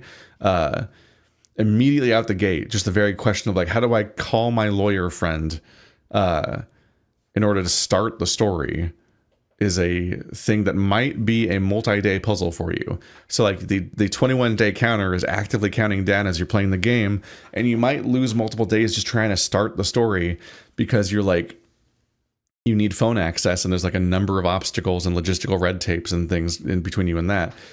And a lot of the game is about that. You as a prisoner have limited agency. You have to be in your cell between these hours at night to sleep. You wake up and have breakfast. You wake up, you go to roll call, you can work your job in the morning, or you can wander around and talk to people. And then like in the midday, you have lunch, and then you're in the rec yard. That means you're outside. Everyone's outside now. And so what are you going to do in the outside hours? And then in the evening, you're back at you're hanging out back around where all the cells are up until lockdown. And it's like you have a routine every day. And there are a variety of short-term and long-term goals you'd be working on at any given time during all those periods of time. There's a really complicated resource economy. Every single inmate has a reputation meter that you can work on based on interacting with them and just chatting with them sometimes with giving them gifts, sometimes just whether or not you've like, depending on what kind of player you are, whether or not you're like picking fights with them and stuff like that. And the more that you get people to like you, the more resources open up where like people are willing to trade certain things if they like you enough, but you also need the resources to trade those things for them in the first place. Food costs money. You have a health meter and a sanity meter. You have a bunch of stats. You have an entire character build with a talent tree. And some of that is based on the character you chose at the beginning and your play style, and some of that is determined based on like which inmates do you befriend, which every inmate that you can max out the friendship with has a unique perk that they can teach you. There are books and like movies that you can catch chances to observe throughout the story that like that can teach you new abilities, but you don't just get the ability on the spot. They just become an optional unlock under one of your stats. And then if you can get enough experience with that stat by using that stat, then you can use those points to get that perk in the long term, maybe at some point. And then each of those things just keeps building up the engine that is your character and all these systems that you can use to just try to go from a character with no agency that can do almost nothing, it can barely get around, to being able to do so many things and have so many opportunities. And you're trying to just like, it's like a whole game of like trying to pull the cord on a lawnmower, trying to start it and then doing that for your character, like you're doing that to your character for like 20 hours. And like, come on, I got to get this fucking lawnmower started before the 21 days ends. And that's like, and all the while there's just so many layered experiences. You have so many things that you want to do. Almost nothing there's almost nothing that can be ever achieved in one go. At least at first. Like if your goal is to read a book, then there's a time and a place where you can read that book and you can chip away at it for a couple days, and then it'll finally be done. Reputation meters, you're not going to max out anybody's reputation meter in one go, generally speaking. When you're doing increasingly Shawshank style escape or investigation actions during your and evading guards and getting up to some things, a lot of those actions wear your character out, and it becomes this whole thing of like trying to figure out how to navigate the energy economy, because your character has an energy meter that based on how much they sleep and certain resources and consumables that they might be able to get access to, or coffee and things. You start getting jobs and playing nice with the guards and trying to figure out to raise your reputation with the guards and getting like good boy credits, essentially, which give you different levels of mobility. The more the guards trust you, the more you might have access to parts of the facility that enable you to approach the story differently. It's just a very cool, dense thing that's really interesting to see play out, while also just having, once again, full of really cool art and just a shocking number of animations for your protagonist in some cases, and just a really cool thing to poke at and see how it all works. For people that have been around for a while, they would know that I really am interested in games like Pathologic, which are games that give you freedom, but they give you so many goals and restrictions and things to worry about that you're just always working on something, and you're always worried about something, and you're never sure if you're making the right choice. Like, because Pathologic is a game where you have like a week to try to solve a plague that's taking out a city that you're trapped in quarantine, which like the fact that Pathologic 2, the pseudo remake, came out right before COVID was wild. Pathologic 2 is a really cool game that almost nobody has played. But like in that game, you have in Pathologic 1, you have 3 different protagonists, and each of them has their own different approach trying to solve what's going on with the plague in the city in a week. And you're doing all these like survival mechanics of having a health meter, but also like having to sleep, having to worry about your level of immunity, and whether or not you're exposed to the plague and so on, and all these different other these other elements that you're trying to juggle. And what's interesting is that in Pathologic, each of the other protagonists that you're not playing as are physically present in the story and have their own routines and are at different places each day and are trying to play out their main campaigns, even when you're not playing that character right now. Like their story is still playing out when you're not there. And the outcomes for them might not be what would have happened if you were playing as them, for example. And in a similar way, this game also has that. Like when you're playing as Thomas, Bob is also there, and he's having his own story, and you can interact with it a bit, but you also can't get all of it and can't really like see the depths of it or resolve it for him, because that's his campaign and it's separate. But like the fact that he's there and wandering around, like, it makes me want to go back and play as Bob and see Thomas hanging out around the place. And at some point, they're supposedly going to add a third character, and then it really is just Pathologic with that overall structure. But if you found Pathologic too stressful, for those that are in the know, I will point out that game had a real life timer where it was progressing in real time, and you had to like always be making decisions in real time and be worried about that. Back to the Dawn has the interesting solution of actually having the Disco Elysium time system, which is that if you leave the game running, time will never pass. But every action that you take costs you time. So talking to people costs time, working a job costs time. So you're not stressed out in the like literal pulse pounding, like Dead Rising kind of way where you're like, I gotta go, I gotta keep running. Mr. Frank West has to save people, they're all gonna die. And instead it's like, I can sit here and think about my decisions for as long as I want to, and then feel even worse when they're the wrong decisions because I had plenty of time to think about it, but here I am.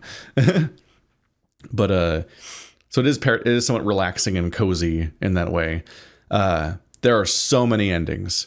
Specifically, I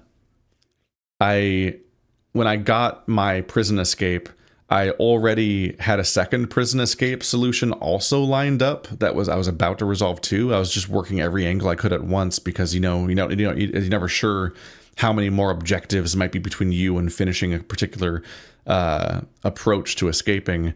And it's always good to keep your, not all your eggs in one basket when you're worried that maybe you might hit a roadblock that really stops you dead in tracks. But that led to me wanting to do the other one. So I got an ending, and then I was like, well, I'll just load my save and try out the other escape and see what that one's like. And then that led to me spending the next few days of the game, because I had like 5 days left in game when I beat the game. So it's reasonable. You can reasonably beat it way before the 21-day time limit, even on your first playthrough, if you lock in, I guess, like I did. I have no idea how good I did compared to the average. But I then ended up getting like 6 different endings. Like, there are so many ways to escape the prison, and I definitely have not found them all yet. But it's wild how much variability they added to some of the stuff in the game. And it has a lot of ticking clocks, a lot of foreshadowing. There's like a gang war that is like is heavily implied, and then basically it's outright promised to be coming on a particular day. The whole game has a schedule to it. Every single day has unique events that play out that day, whether you notice them or not. Both in that there's a declaration akin to like the rule cards in Final Fantasy Tactics Advance. There's like declarations every day of like, here's the thing that's happening today. New event, new job opening, new mechanic that you can access, and so on, that the lead guard guy declares. But there's also like every single character in the entire setting, which is like 50 inmates or something like that, which are every single one of them is a unique animal. So if you like looking at furries in general, there's so many different furry designs.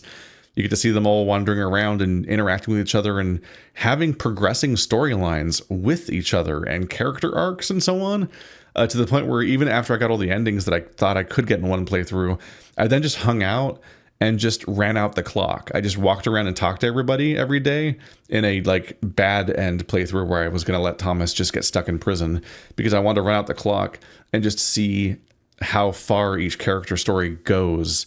And they're mature about it too, which is that they know that they can't have everyone have an ending because the story just ends 21 days in. Like, I felt bad leaving. I genuinely felt bad leaving this prison because I spent like 2 weeks or more there, and I got really familiar with all these characters. And then Thomas, when he succeeds, like, he's doing a prison break, so he's going to just quietly escape without telling anybody because that's how you actually get away with it. That does mean that you leave all these characters behind without ever saying goodbye to any of them, with no idea that you'll ever see them again, and you'll have no idea what happens to them tomorrow. And that is like weirdly heartbreaking. So forcing a bad end where you just sit there and play out all 21 days is just kind of a bit of closure of just like, let's just see what was left. Let's just see what more interactions they had. And the fact that I did that is a sign that I was just really into this game.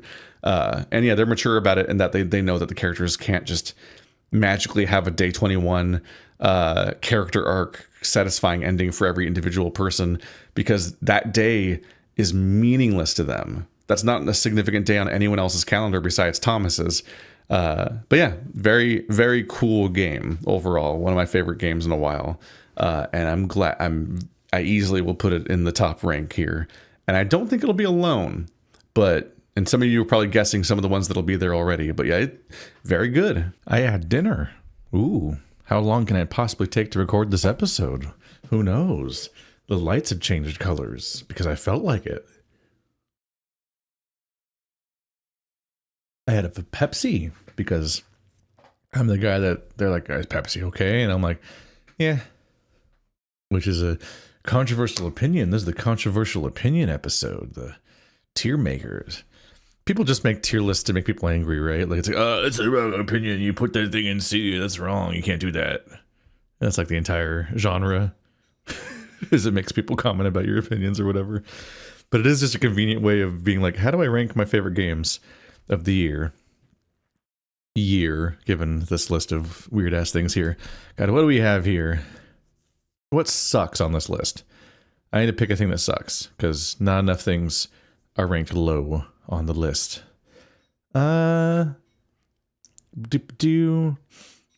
Let's put the squirrel game over in the middle of C, the most averagest of C, behind the furry anime because it's a furry anime, so it wins. Oh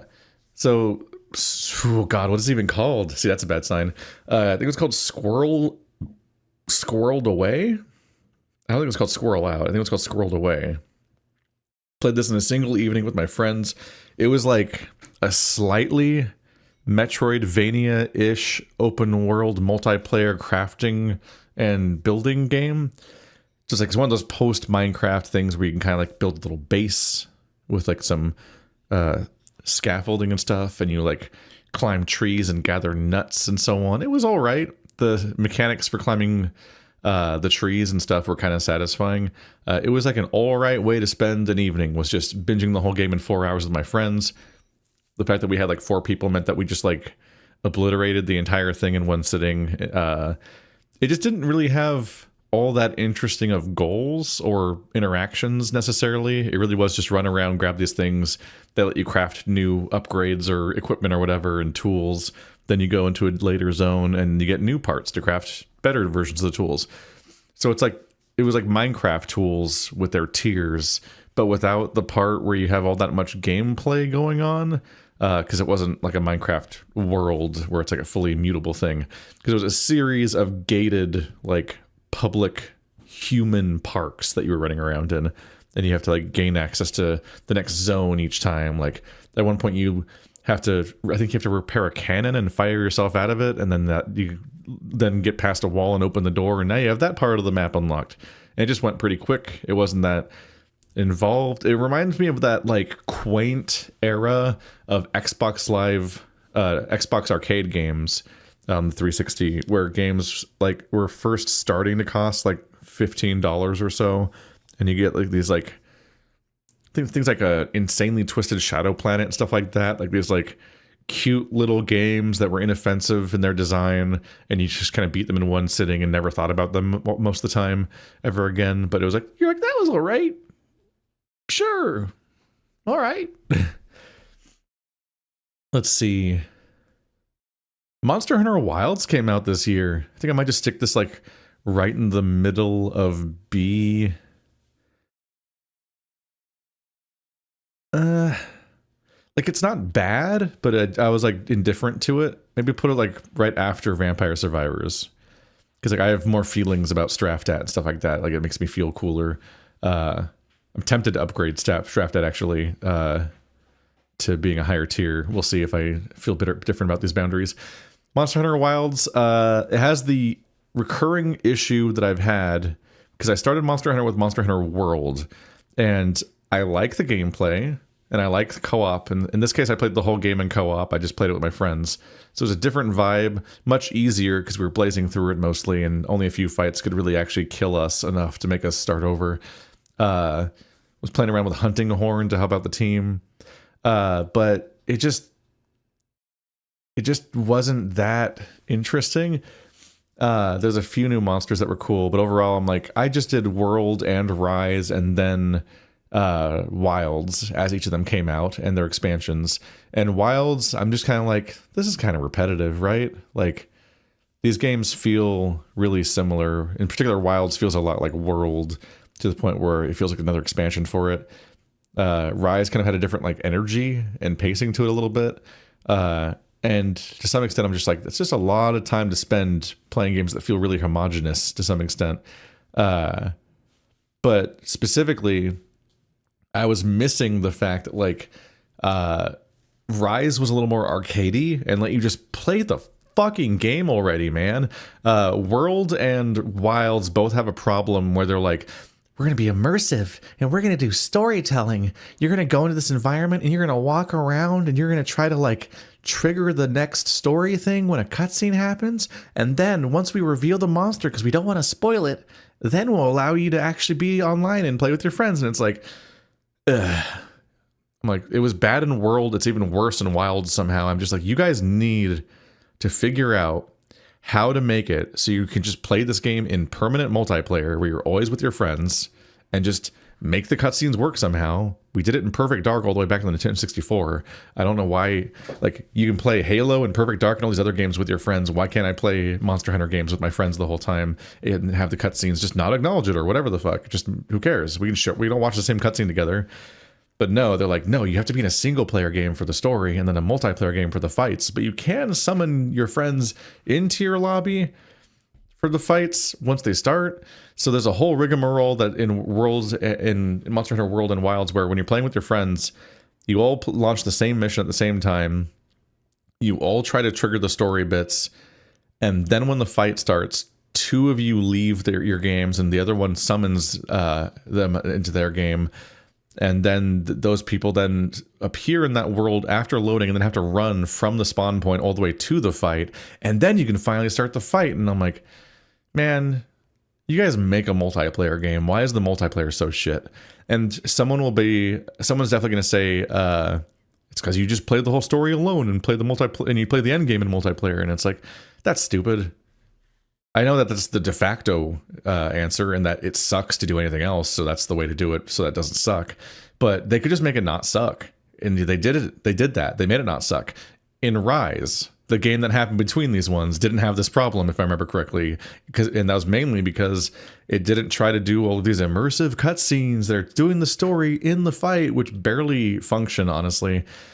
They could just have the cutscenes happen and then give you the lobby prompt to do the fight, and then you go do the fight, and it would be like, I don't know, slightly immersive breaking that the cutscene doesn't lead directly into the fight, I guess. But I'm like, you can do the story outside of it. But also, the story sucks in these games. Like, I felt insane when I saw headlines saying that Monster Hunter Wilds is like, wow, the story is actually good now. Finally, a Monster Hunter worth paying attention to the story to. So I'm like, okay, let's go. Let's pay attention to the story. And it was bad. The story was bad all the way through. I'm trying to remember what my specific complaints about it were. You can watch our playthrough, which no one really did, but it's a lot of the struggle was based around this kid that is basically the protagonist of the game, because the whole story revolves around him, and he was just kind of an incoherent, shitty character. Like, one of the big things is that this kid definitely should have gotten lost in an accident when he was like 5, and then gotten back to his hometown when he was like 20. Like, he definitely should have been raised by the monster hunters for like a decade, and then is now like recapturing his lost heritage and so on. Because they write him like he doesn't know anything about his own culture. He gets back to his cult. Not only does he not know how to get back to his people, which is already rough. Because I'm like, you fell down a river.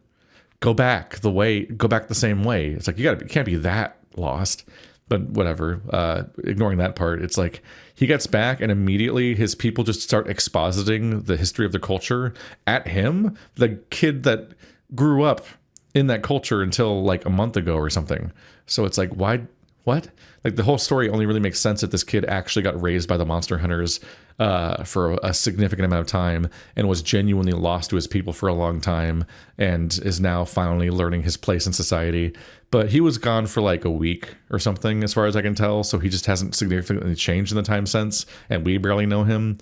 There was other confusing shit I remember about like his characterization, and I think there was stuff going on in moment about like the motivation of like, do we kill them, or is it bad to kill them, or is there like a special way to kill them where it's actually a good thing to do? And just the constant hand wringing these games have over the like pseudo environmental message crossed with the fact that no matter what, every single mission you are going to defeat the monster, and probably in a way that kills them, especially since they wrote it into the lore that elder dragons can't be captured, they can only be killed.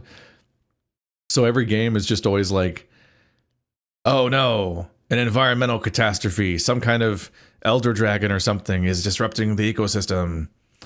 Guess we gotta fight it. And then you find out midway through the game that the one on the cover of the game isn't the real boss. That's actually like the warm up. The real boss is a secret monster that wasn't on the cover of the game. Like, they've done the exact pattern so many times that even the expansions do it. The expansions will show you a special monster on the cover of the expansion, and then a different monster is actually the boss of the expansion. And you're like, oh my god, I've never seen this pattern happen every game.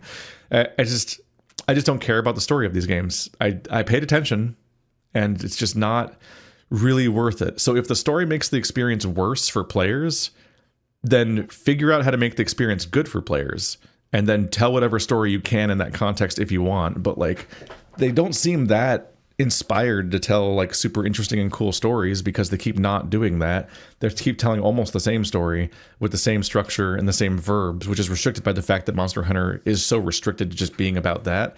It sounds like the older Monster Hunter games were more MMORPG-ish, where they had you doing other tasks more often and then warming up to a big hunt. But nowadays, they're just, every single mission is basically just a hunt against a big monster.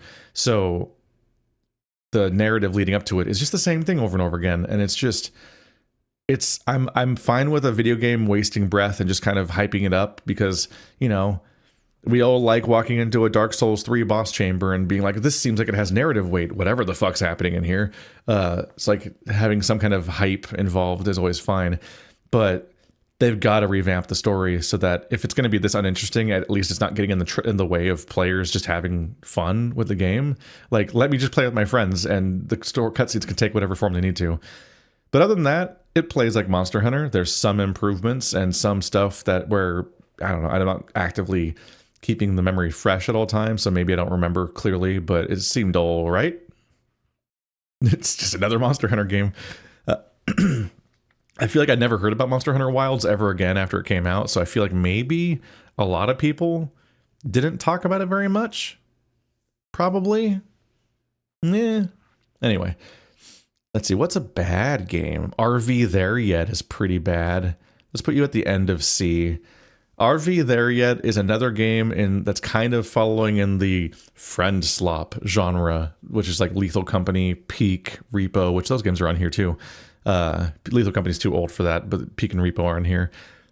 But unlike those games that have like pretty clever internal design, this one's a lot shakier about what's supposed to be clever about it. But much worse is that its execution is way worse than its idea.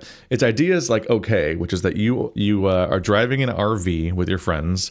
So one of you drives. You can all take turns driving if you want to, but like only one person can drive the RV at a time. Everyone else can hop out of the RV and try to help in various ways. And before long, you're like, oh, the bridge is out and stuff like that. And increasingly cartoonish obstacles get in your way that make it so that you can't proceed forward unless you deal with this or that obstacle. Like trying to put planks down to create a temporary bridge and stuff like that. And there's a decent number of sort of clever set pieces. Like there's a bit where you're in the swamp and you have to try to navigate the drive. You have to try to guide the RV around from outside perspectives, because if you are in certain perspectives, vantage points, you can see which parts of the swamp are deep and which parts are shallow based on the color of the water. So you try to guide the RV where to drive, but the RV guy can't really see shit.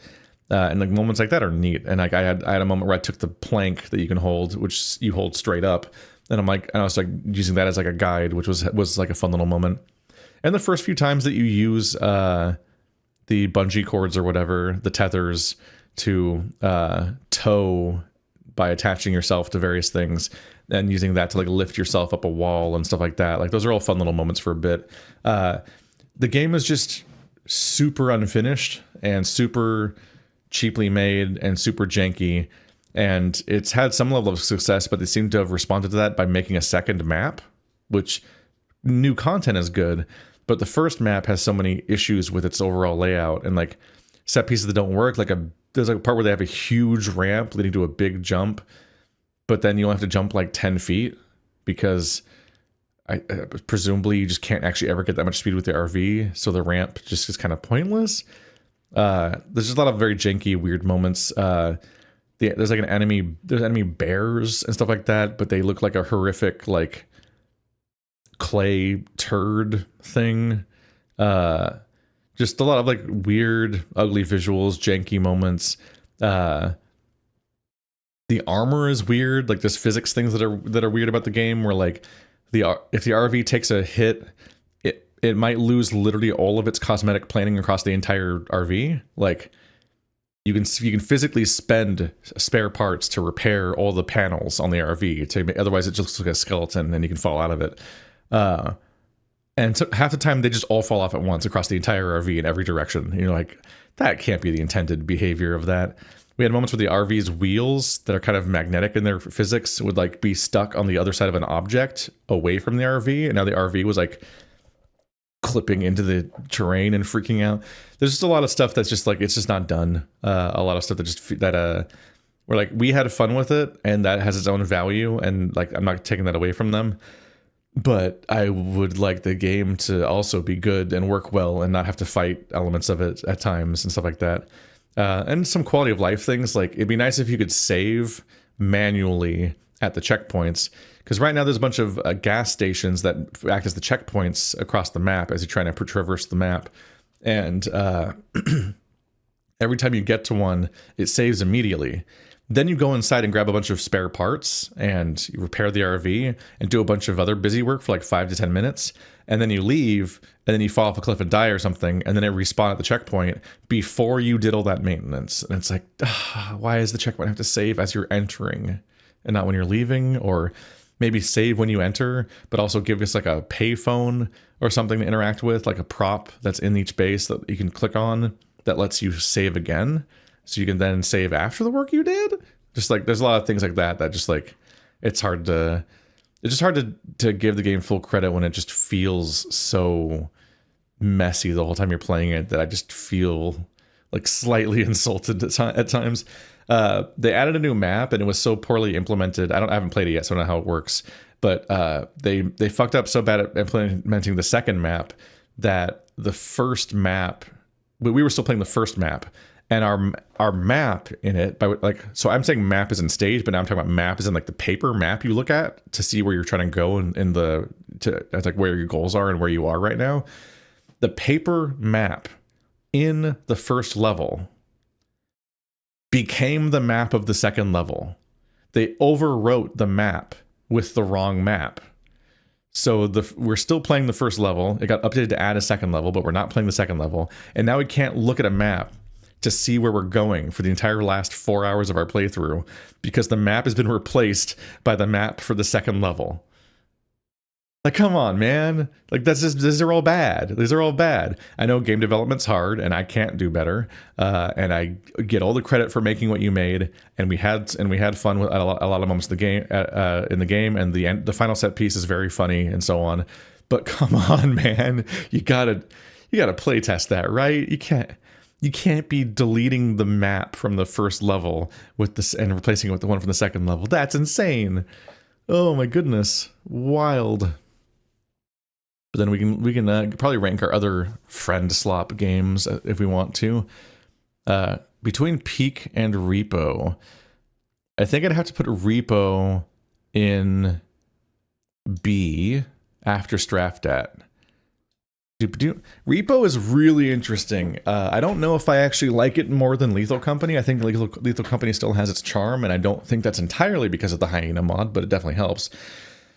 I had a great time playing Lethal Company. I've played it for like 100 hours or something like that, and I frankly would still play it if my friends still wanted to play it. And Lethal Company has its own issue where it has a few monsters that I'm just like, I think are unhealthy for the game, and a few other iffy inclusions. And also they created a hot Vor Fox and then they delete it from the game, and that's permanently a point off of its score. They just put that guy back, and also put him in every level, and also let you play as him, and also just let you date that character. It's fine. But Repo is worse about that, I feel like. So Repo has good ideas and bad ideas. Both of these games are about you launching into little missions where you have a modular little dungeon of swapped out rooms and loot that's like treasure of various kinds scattered everywhere, and you try to carry the treasure to some kind of escape.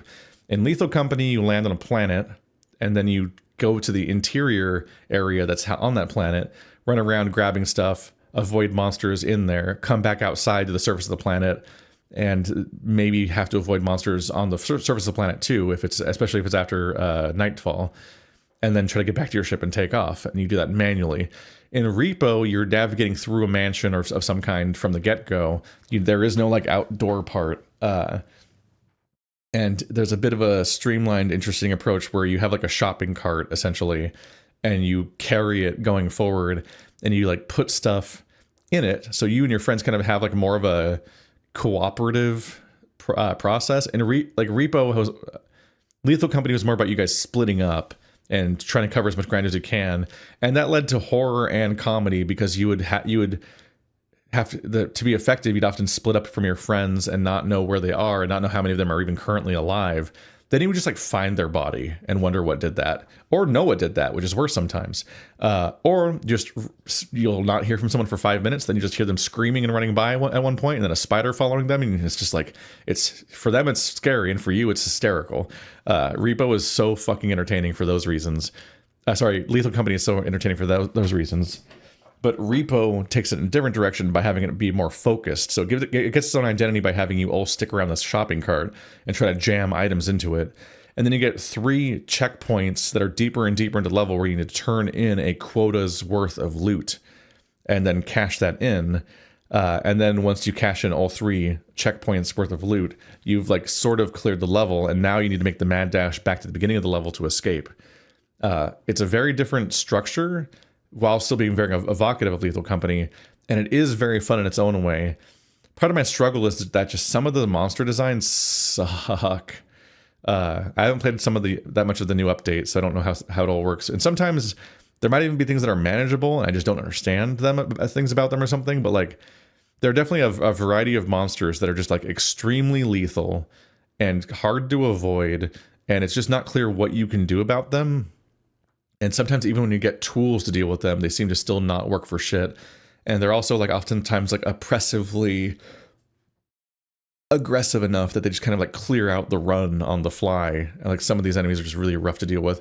In particular, there's like the ghost mask guy and the floating head are both so aggressive that they just clear out entire lobbies on a regular basis. And you're just like, if there's a thing we're supposed to be doing, it's not apparent because the game doesn't communicate how these bosses work in any real way, and so sometimes it's just real rough there.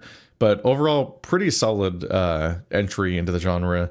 Would like to play it more. The friend group doesn't usually want to play it as much. It did not have the legs that Lethal Company had for so long, so that might be a more group-wide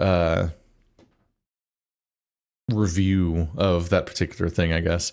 It is so weird ranking these games. Like, how do I rank a game in a tier that has like Mega Bonk and Addiction and so on? That's weird to think about, right? It's just very strange.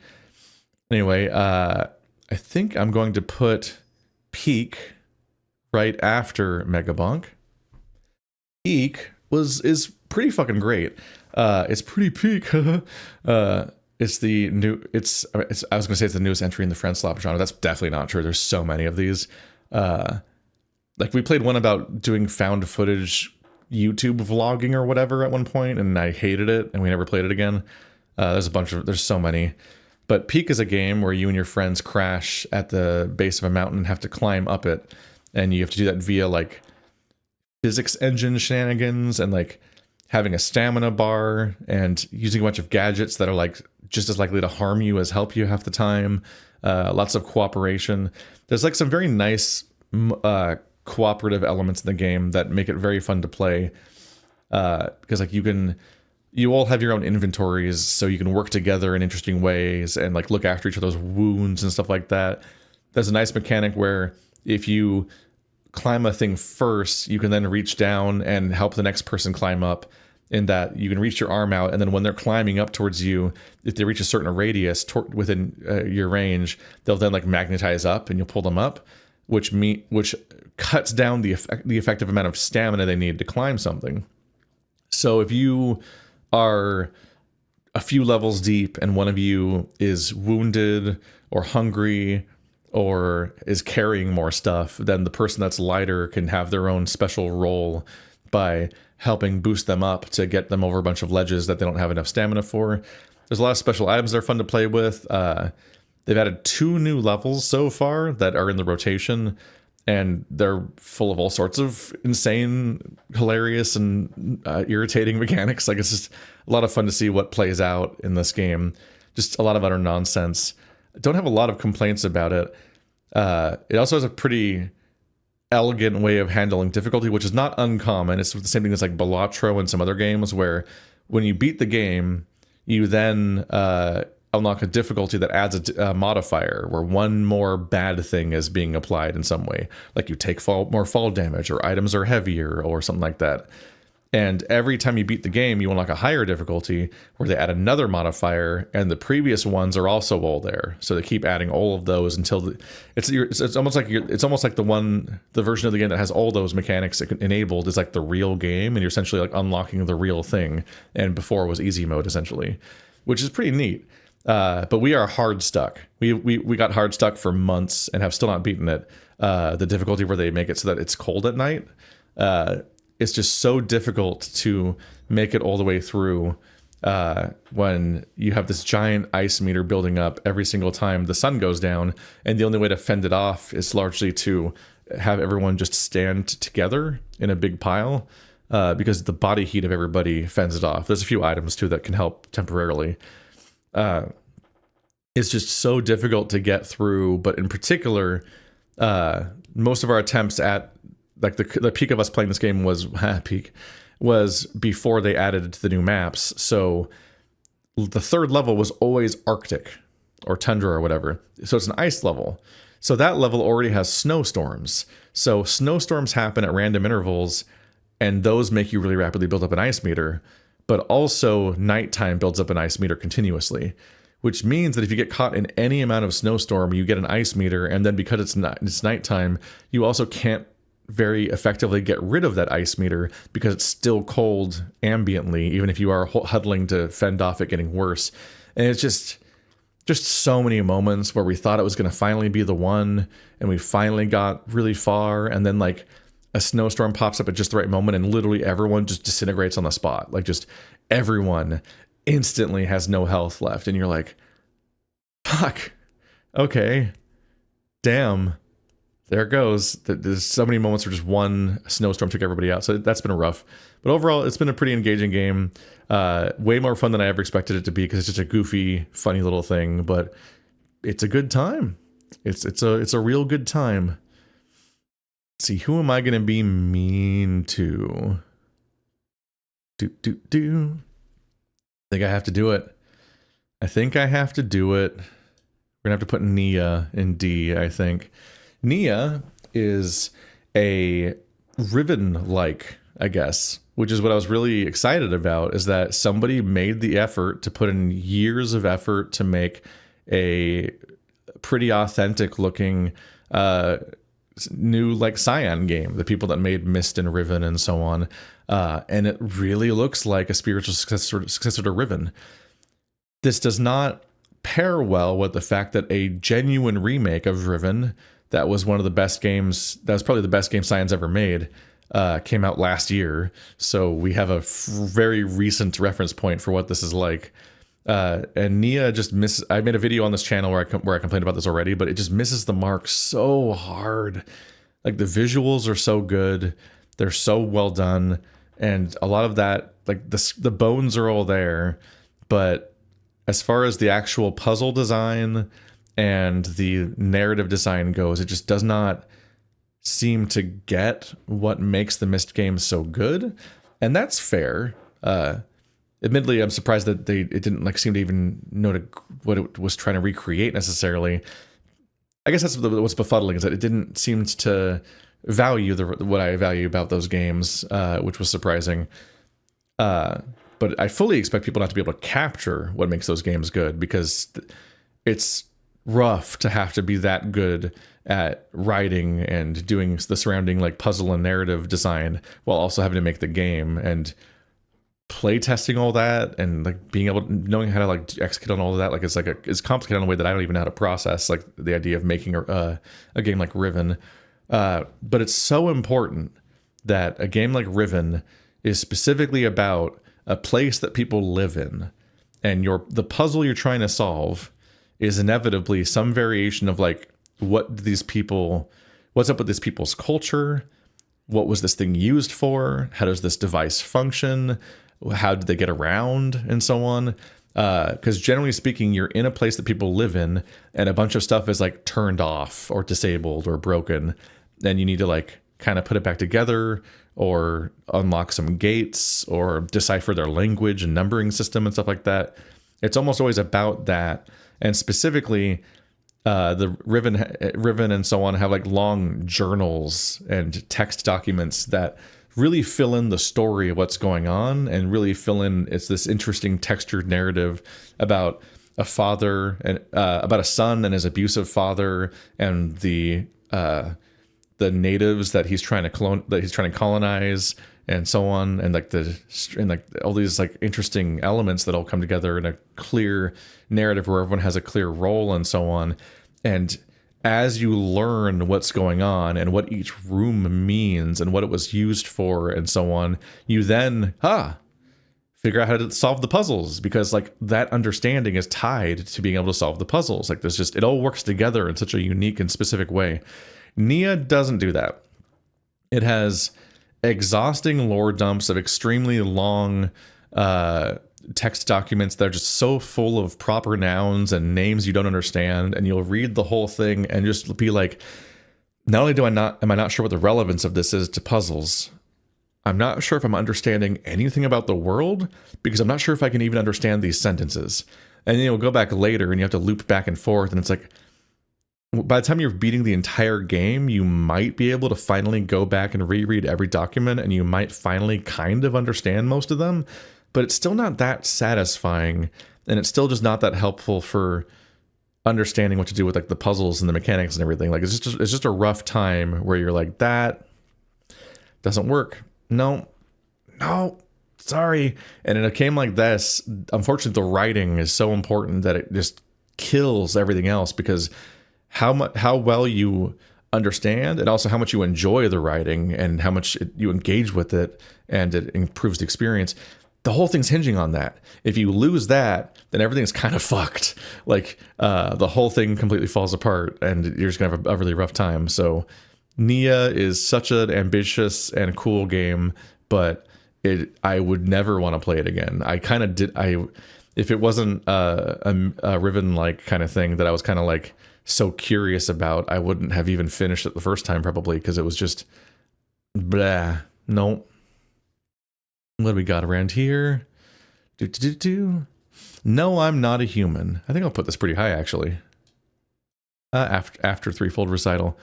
No, I'm not a human is a upsetting little game where the world is ending. If you go outside, you will burn to death in the sun. So you're staying inside your house, but there's creepy things called strangers. Visitors? Was it visitors or strangers? There's human-like monsters, and the guy on the cover right there is like the most obvious one. He comes by every few days and asks if you're alone, and if you are alone, he kills you. He enters your house and kills you, but if you're not alone, then he leaves you there. But he's just kind of playing a game where you stew in this uncertainty, because people knock on your house's door like 2 to 5 times a night, and they all look a little weird and wrong, so that you can never judge who might be a human or not. And they say suspicious, weird things, and you just choose to let them in or not let them in. And once you let them in, you can try to test them a little bit to figure out if they're human or not by checking their teeth and other things based on rules that you've heard. And it's really uncertain. It's really unclear, even multiple playthroughs deep, how you even tell if anybody's not a human, or whether or not you even can tell. There is an answer in that I believe the wiki tells you which specific things tell you which specific people are and aren't human at a given time, because it's RNG based. I think some people are always human, some people are always not human, but the majority of people, it's a coin flip, and you have to be able to deduce it. But the rules for what makes them human or not are inconsistent with each other and inconsistent with the rules the game tells you too, because it's more of an art game that's just trying to express this upsetting idea that you're living in, of just trying to parse what's going on, and being uncertain, not trusting anyone, and being worried, but also like on some level needing other people to survive. And it's like a simulation of elements of real life, like elements of like COVID and elements of immigration and other distrust and very real things that humans struggle with all the time. In particular, there's one guy whose mouth is sewn shut, and when it is opened up, he speaks in a rotational cipher, so everything he says is functionally gibberish, but it obviously means something. He's speaking to you. The point is that he just speaks a different language, but they simulate that by having him speak a language no one speaks, technically, unless you take the time to uncipher all of his dialogue from scratch. And so, like, the fact that his mouth was sewn shut means that people responded that poorly to not understanding him in this time of crisis. Like, he's suffering for being different in a time where everyone's paranoid about everything. Like, it's just a very stressful game with an insane art style, and it just immediately sticks in your brain and is one of the most interesting things that came out recently. And so, like, for that alone, it ranks very highly, even if I am a bit annoyed that it's basically unfair. Hyperdemon. Let's put Hyperdemon in here. I put, like, at the end of B, I think. Hyperdemon is a game that my friend Horror Buns, I think he might have bought me to play it, actually. And it's the follow-up to Devil Daggers. So it's a studio that likes to just make games where you just kind of shoot things in a void with very fast-paced arena shooter mechanics. You move fast, you shoot fast, and it's just all about a momentum and vibes. I cannot figure out how to play this game, but it does feel very good a lot of the time, even when I'm not doing it well. Your field of view is super expanded to the point where you can kind of see behind. You can basically see behind you. It's an absolute trip to play. It's definitely a game where you're supposed to react to it like on a sensorial level, as opposed to like a fully thoughtful level, I'm sure. And it's got all these mechanics that are just built around playing as fast as possible and getting insane kill combos all the time. Because it's a game where your score decays in real time. So if you're playing, I'll have games where I live a long time and they'll get functionally 0 points. Like, I feel like I'm doing good because I'm living for a while. I'm like, wow, I normally die way faster than this. But I actually am scoring like 0 points that run because the score goes down very rapidly. So you need to actively chain things together and have like the most orgasmic nightmare single minute of perfect gameplay in order to place on the leaderboards. Otherwise, your gameplay is trash. Playing safely and living for a long time is worthless. You have to specifically always be on the razor's edge every second you're playing it. Absurd. Completely absurd game. Very interesting seeing the wild shit people are coming up with all the time. Whew, this is just turning into an endurance run. It's a self-inflicted, exhausting day. Why do I talk so much? Why am I still going? Anyone who clicked on this video stopped by now. So, like, this is just a sleep aid that people are using to go to sleep, which I'm sorry, but if you made it this far, you're gonna have a terrible day at work tomorrow because you're not sleeping. I'm so sorry to tell you that, but all the people that have successfully used the sleep aids fell asleep 2 hours ago. I could be saying anything by now and no one would care. Let's see, what's this game called? This game's called A Hole. Played that in a single afternoon. That was kind of neat. It's a really stripped down game where you just kind of launch in to these like shooting matches against bots in a really like sort of like stylized, streamlined. It's just like very simple visuals and all that, but like it has a really cool gun feel to it all. It's just that it kind of doesn't have that much going on to it, and in particular, the tenseness of the gun battles in the first zone are kind of the peak of the whole game, and then it keeps adding new enemies and new maps as you get deeper into the game, and you keep getting new weapons. But it never really reattains the high of that drew you in the first place, which is how it feels in that first like 10 minutes of playing it.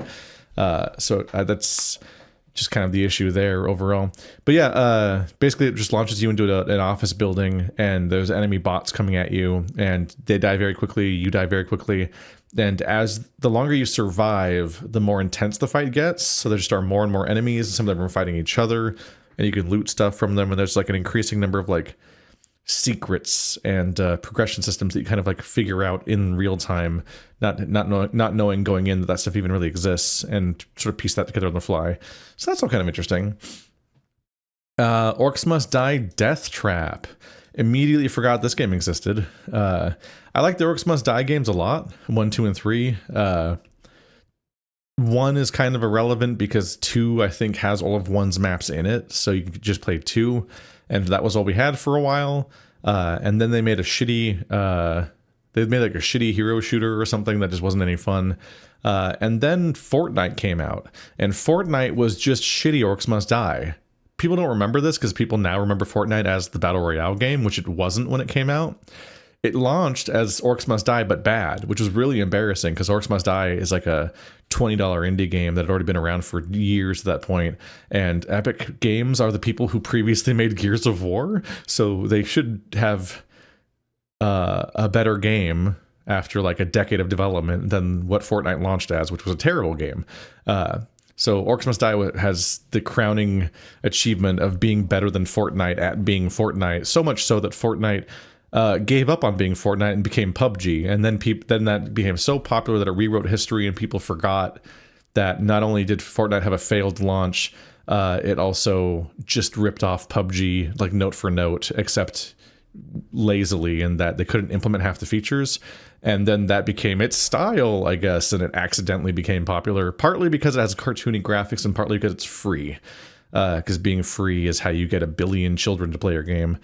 Fortnite's just kind of a bummer like that. Anyway, Orcs Must Die 3 came out years later, but no one knew that it came out because it came out on some like other service that we already don't remember existed and died. It was like the equivalent of coming out on like the Ouya or something. It wasn't that though, but I can't tell you what it was. It was like some kind of like it was like the Steam Deck, like one of those like those platforms, except the Steam Deck is not really a closed platform. I think it just uses Steam games. Like I know that. Like I don't think there's really Steam Deck exclusives, but like it was something like some companies attempted a closed platform of PC games, kind of like how VR games were VR exclusive to specific VR headsets, and it was closed off like that. Like yeah, like how Resident Evil 4 was only on a specific VR headset that I didn't have, so I've never played it, that specific version. Orcs Must Die 3 was on some platform no one had, and so no one knew it came out. And then eventually it came out on PC and more publicly, and I played that for a while. And Death Trap is like Orcs Must Die 4 or something. Played it for like one session with Andrew, I think. It seemed all right, but overall, we just didn't chomp at the bit to play more of it. It just didn't leave much of an impact. And my general impression was definitely that like the level design was just like more loose and kind of shitty by comparison. Like just the levels weren't as fun to play. The kill boxes weren't as fun to set up as the previous games were. I didn't have that same puzzle vibe that the previous ones have had about having to set up specific traps, because this whole genre is the successor to tower defense games, but it's more trap based. So instead of just spamming towers that auto aim, you have all these different firing traps with their own reset mechanisms and timers and so on. And the previous game was a lot of fun. They did add a bear, so I was excited to play as the bear, but then I didn't really like the bear that much. Like I don't love his design necessarily. And somewhat disastrously, they gave me a floor trap that I think was like a briar patch. And it when it does enough damage, it grows to an adjacent tile. And that's just upsettingly overpowered, because you just put it in a choke point that the enemies have to walk over, and then it just grows from there and expands until it fills that entire area of the map. And every individual tile that it grows over will also spread when it does enough damage. And so, like, considering how much these games are about having a specific budget and trying to make the best kill box out of the traps you can with that budget, and then trying to earn more budget by surviving into further waves, then be able to make a better and better stuff to keep up with the escalating threats, having a self-replicating trap that spreads across the map like Zerg creep is just like an obviously bad idea. Like, it sounds clever and interesting, but the moment you actually put it in, you think you would realize that it was a terrible idea, because it breaks so many basic things about the game. It was interesting that like the comments were talking about how hard the game was in like the reviews of the game, and me and Andrew were just breezing through the game, and I think it was because I just had this one extremely overpowered trap that apparently people just hadn't been noticing because they weren't furries and didn't pick the bear. Fools, they'll learn one day. What a list we got here. I should pick another S rank one. Is it better or worse?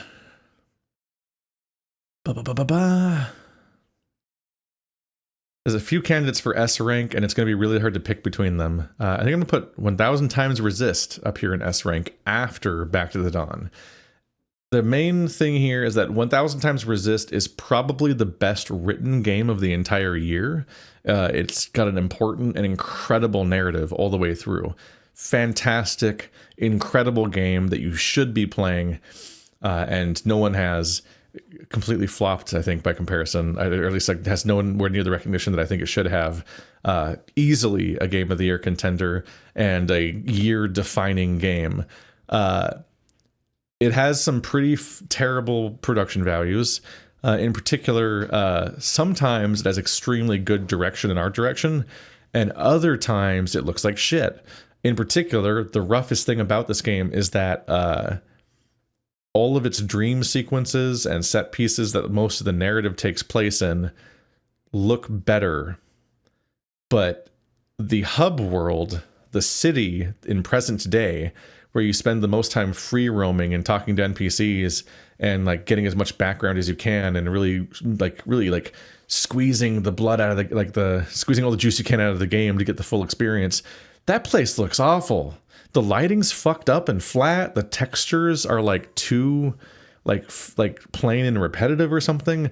Indoor areas that should look dark just look weird. There's a lot of spots where I'm just like, I don't even know I don't have the grammar for how fucked up this looks. Like, and it's like subtle. It's like a lot of the hub of the game looks like out of bounds levels you're not supposed to look at. Like when I remember playing Dark Souls 1 and Half-Life Alyx, and the whole time you're playing the expected zones, there's like a certain level of like object density and clutter and like stuff breaking up all of the flat planes that makes the whole area look presentable and neat. But if you look in Half-Life Alyx, like off there in a weird backyard past the basketball court across the town in the non-playable area, you'll notice that place over there kind of looks like shit if you look at it for too long. Like it's just kind of like oddly undetailed and weirdly looks worse, and you're not sure if it's like the draw distance is loading worse assets or if it's just like not cluttered because it's not a game area, so they don't make it look like lived in, so it just looks like the stock asset of like someone just plopping in like a basketball court or something and then nothing's in it kind of thing. Like just a weird sparse wrongness or the lighting being wrong and so on. That's what the town looks like in 1000 Times Resist in a way that's kind of a bummer. That makes it would make a lot of people bounce off it, I think, because it just looks rough, which is a bummer because it's like it's got a gripping story all the way through. It is genuinely there's not really a lot of competition for best story in this entire list compared to this game. There's a couple good games in here, but this one specifically is incredibly significant for how it accomplishes. I'm just noticing how identical these two fucking video game covers look. AAA, come on. That's technically not a AAA game. Technically, is Elden Ring AAA? Maybe. Expedition 3 is not. But wow, these two next to each other are just so homogenous looking. What can we do? Let's put Marvel Rivals somewhere. Probably higher than Monster Hunter. I keep putting stuff like slightly below. I keep putting stuff slightly below Repo. You know what? I might put this one further down, actually. I'm kind of down on this game. Marvel Rivals I'll put like right above Atlas. This game's pretty alright. It seems like a competent Overwatch clone, and maybe I just still haven't played it enough, which is very likely because I just haven't played it that much. I've played it as about like half of the supports, basically. It's just such an illegible game to me, and it has this like, it just feels worse to play than Overwatch in a way that's distracting to me. So many characters look the same. It's really hard to tell what the fuck's happening with any ability or what's killing me half the time. And that definitely changes with experience, but they're definitely setting themselves up to be in a rough spot because the game adds heroes so comically quickly that I think it already has as many heroes as Overwatch, and it's already eclipsing that, and it's already like adding several heroes per season. And it's just like such an insane deluge. I'm like, how does anyone keep track of what's happening? And the skins are also immediately like, I can't tell who these characters are because they don't look like the superhero ever. They look like a completely different person with all the insane skins. I do appreciate that if you do get a battle pass, at least you get to keep it forever. I think every game that has battle passes should at least do that, because I really hate the fact that battle passes have a FOMO mechanic where you can buy a battle pass and then it expires before you finish it, and then you just lose the rest of the battle pass, even though you paid money for it. You don't get your money back for it expiring. Like, fuck off. I bought it. Let me keep it. We could cut out the middleman and say that when you buy something, you just fucking get the stuff, but people keep liking battle passes for some reason and putting up with these. So battle passes are garbage and shit, and every game that has them is bad for having them. I'm not over that, but at least when they don't have FOMO in them, they're better. They do still have FOMO with them though, because they if you don't buy them in time, they go away, which is still FOMO mechanics, and that's shit. So the fact that it's battle pass is bad. The fact that it's FOMO is bad. But the fact that it doesn't expire after you buy it, that's good. What a fucking low watermark for AAA fucking multiplayer competitive shooter game monetization not being every form of scummy at once. I see this stuff and I'm like, I hate video games, man. It makes me hate video games. I'm like, why are video games so shit? And I think that all the time when I see stuff like this. I'm like, I hate that. I hate that it does that. So stupid. Let's see here. Let's put Pacific Drive up here at the end of A. Pacific Drive is where you go into the Seattle exclusion, or the Washington exclusion zone, which is, there's like some kind of like Chernobyl-like anomaly in the Pacific Northwest. And you drive in there with a jalopy of a car, and you gotta keep maintaining it and fixing it and rogueliking through this place. It's got a pretty satisfying gameplay loop of just kind of driving into the unknown, trying to scavenge whatever seems useful, getting back to your base, and then figuring out how to upgrade your car with it, and so on. It has a few issues with the upgrades feeling a bit aimless at times, and also like the map works in confusing and frustrating ways where you really have to pick your destination at the beginning of the trip, and then you have to slavishly recreate that route, instead of having to really being able to make like branching choices as you go. Like when you see a roguelike map that branches over and over again, you expect to be able to make a bunch of branching choices during your journey based on strategy and risks and so on. But in Pacific Drive, you pretty much have to choose your destination as you're leaving town and then commit to that. You can't really like make a lot of decisions along the way. And there's weird, confusing quirks on the map where sometimes none of the places seem to be a valid destination. So there'll be like a whole chunk of the map that you think you want to go to, but you can't click on it. And I don't know why. Like it's weird to say this, but like I was like relatively completionist about this game. I upgraded the shit out of my car and before I beat it, and I genuinely don't know how the map works to some extent still. Like if I remember correctly, I still couldn't figure out why I couldn't go to some places sometimes. Because it wasn't like, you got to unlock this first, like, because those were more explicit. It was like, no, just the game just kind of highlights certain things as places you can drive to. And they're not objectives, they're just places you can drive to. Some of which might be objectives, but other ones are just going to a dead end and then having to return anyway. But certain spots just wouldn't work. It's just weird. But overall, it's like, it gets a decent amount of like the Subnautica gameplay loop down, where you're driving out into the unknown, getting into some risky, unexpected scenarios, and then having to pick up the pieces when things go wrong. And you're just like discovering a combination of lore and loot items. It's that particular survival genre with a few quirks of roguelike-ish design. Like a Dragon. I'm going to put this... This is going to be a little controversial. I'm going to put Like a Dragon at high C. I have played every Yakuza from 0 to now 7.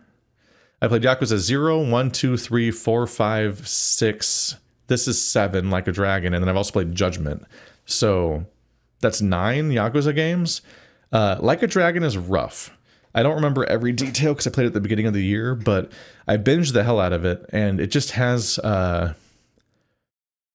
It's a few things. One, the narrative I think is sloppier even than usual, and the Yakuza games aren't amazingly tight narratively. There's a lot to like about them, but Yakuza 0 really sets a high bar narratively, and then very few of the games that you will then play after that point, trying to catch up with the series, are going to make as much sense or hit as hard as Yakuza 0 did.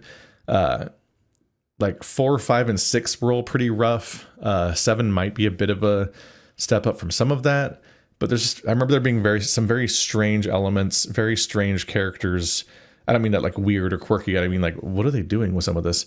It also has some very funny quirks where, like, for example, they're really committed to the fact that Kazuma Kiryu will never hit a woman, which is very funny because you can have a second female party member in this game, optionally, I think. So if you end up in the fight against Kiryu and you're playing as the protagonist and as Ichiban and both women, then Kiryu will just hit Ichiban every turn. He will never hit either of the women. And so you can just abuse that. He'll just ignore them the entire fight like they're not valid targets. It's super, super weird. It has the usual issues with Yakuza games lately, which is that they got really overstuffed. They just have way too many quests and could do with having some trimming down and focusing on making the ones they have better instead of insisting on having like 80 of them or whatever. But probably the biggest blight on this entire thing is just that it's not a very good RPG. Up until now, all the Yakuza games have been beat 'em up games. And then Like a Dragon tries to be a turn-based JRPG, and it's not good at that. It's not a good one at all. There's so many problems with its combat system. It's genuinely embarrassing to play through. There are entire classes in this game where you get like a list of 20 moves that all have the same icon. And you're like, how do I even tell these apart? And what's the point of the icons if they don't even differentiate their moves? It's like, oh, it's an attack. Oh, and that one's also an attack. Oh, and that one's also an attack. And you read through them all and you're like, this is an attack. And this is an attack. But they're like flavored text. Like, he shoots him and he does a backflip and so on. I'm like, what does that mean mechanically? Why do I have 20 moves in this character that all seem to do the same thing? So you just kind of like get used to a specific one that you feel like spamming basically as each character. So it's just really messy and weird on that standpoint. The classes are kind of poorly thought out half the time. Like some of them are just way less interesting than other ones. The women, we're talking about more gender stuff in this game. On top of Kiri not hitting women, women also don't get to have the same classes as men. So the two female characters have to have their own special classes like idol and girl boss. Like the most badass class that a woman can be is an office worker, because they decided that the office worker has the moveset of a shinobi, so she throws office supplies like their kunai and stuff like that. And I'm like, oh, that's fun and jokey in a fun way. But all the other ones are like, I'm a hostess, I'm an idol, and it's like, the men get to be cool, but I guess this is fine too. So like that's just distracting and weird to not have the ability to make your characters do anything you want. And it's also like, why not be like, she's a hostess and he can be a host? Like, why not like do both sides of these things? Aren't there J-pop stars that are men? I'm pretty sure there are. So like, why can't you just actually have both gender versions of each class? It's like, but this is like a step forward because like the gender is super weird in this entire franchise. Because in all of these games, you very rarely can women take part in any action scene in any Yakuza game. One of the only examples is the cop girl from like Yakuza 2? 3? I think it's 2. She gets to kind of stand up for herself, and I think she gets kidnapped at one point. But a lot of women exist to just kind of like walk into a scene and tragically get shot after having done nothing all game and or had any agency or ever stood up for themselves even a little bit. And it's just like there's just like a long legacy of weird gender stuff. So the fact that you can have two female party members that do genuinely get into fights and get hit and so on is like a step forward. And it's like, it's weird that it's a little weird that we have to abstract it so hard that in order for a woman to be able to be involved in the action in this game, and I know this is weird because it's really hard to say this without being like, I want to see women get brutalized. Like, it's really hard to say this and not sound like a psychopath. But I'm like, just women do stuff too and can be involved in things too and can be in the plot and actors too. And in this particular case, it's really weird that they have to have gendered classes because their classes are fantasy. It's established going in that Ichiban is like imagining the whole world around him to be Dragon Quest. So the fights are non-literal. And even then, the girls' classes are super abstract. But I'm like, this is where the Yakuza franchise had to go before women could actually join in on any fights, is that they had to be abstracted as JRPG characters and then still have to have gendered classes where they wear skirts and stuff like that. But they finally get to fight in the fake JRPG combat that's not canonically happening in the real game. Something else is happening in the plot, but we don't see what that is happening. So the entire game takes place in a series, or every fight in this game takes place in a series of like sucker punch dances, like Zack Snyder's Sucker Punch, where Baby Doll is God, am I about to say what Sucker Punch is? The movie where Baby Doll is her name Baby Doll? I think I call her Baby Doll in that. She's at an asylum, but then she imagines she's at a brothel. But then every time she dances at the brothel, she imagines she's fighting. So she imagines herself fighting a samurai or a dragon or doing a heist and stuff like that. And so you never see her actually dance, because whenever she starts dancing, she actually is fighting a dragon and stuff like that, like a dragon. So in this game, every time a fight starts happening in the story of Like a Dragon, Ichiban hallucinates it as being a JRPG battle. And that's when women get to finally take part in the fight, I guess. I didn't mean to go on for that long, because that's not even the main point. But the combat's bad. What's really distracting is that it's extremely obvious to me that Like a Dragon clearly was designed to be a strategy RPG. The kind of games where you can walk around the map during your turn and then do an action where you then attack in a specific direction. Like XCOM or Fire Emblem. Games where action 1 is move, action 2 is usability. Because, one, the environments are littered with interactions, but you can't reasonably do any of them. Like, if your character runs over a particular object, he'll kick it at an enemy. But you can't tell your character to go anywhere during the gameplay, so it's always an accident that just happens out of nowhere. There's, like, traffic coming by. You can fight in the street. But what really seals the deal for me is that... God, what's his name? It's been a while. Ichiban's homeless friend has an attack where he shoots a cone of flame out, lighting alcohol on fire or whatever.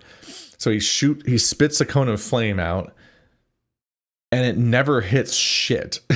It's an AoE that's supposed to be a big cone that hits everything, but it's like a cone that's like has like a curved radius at the end.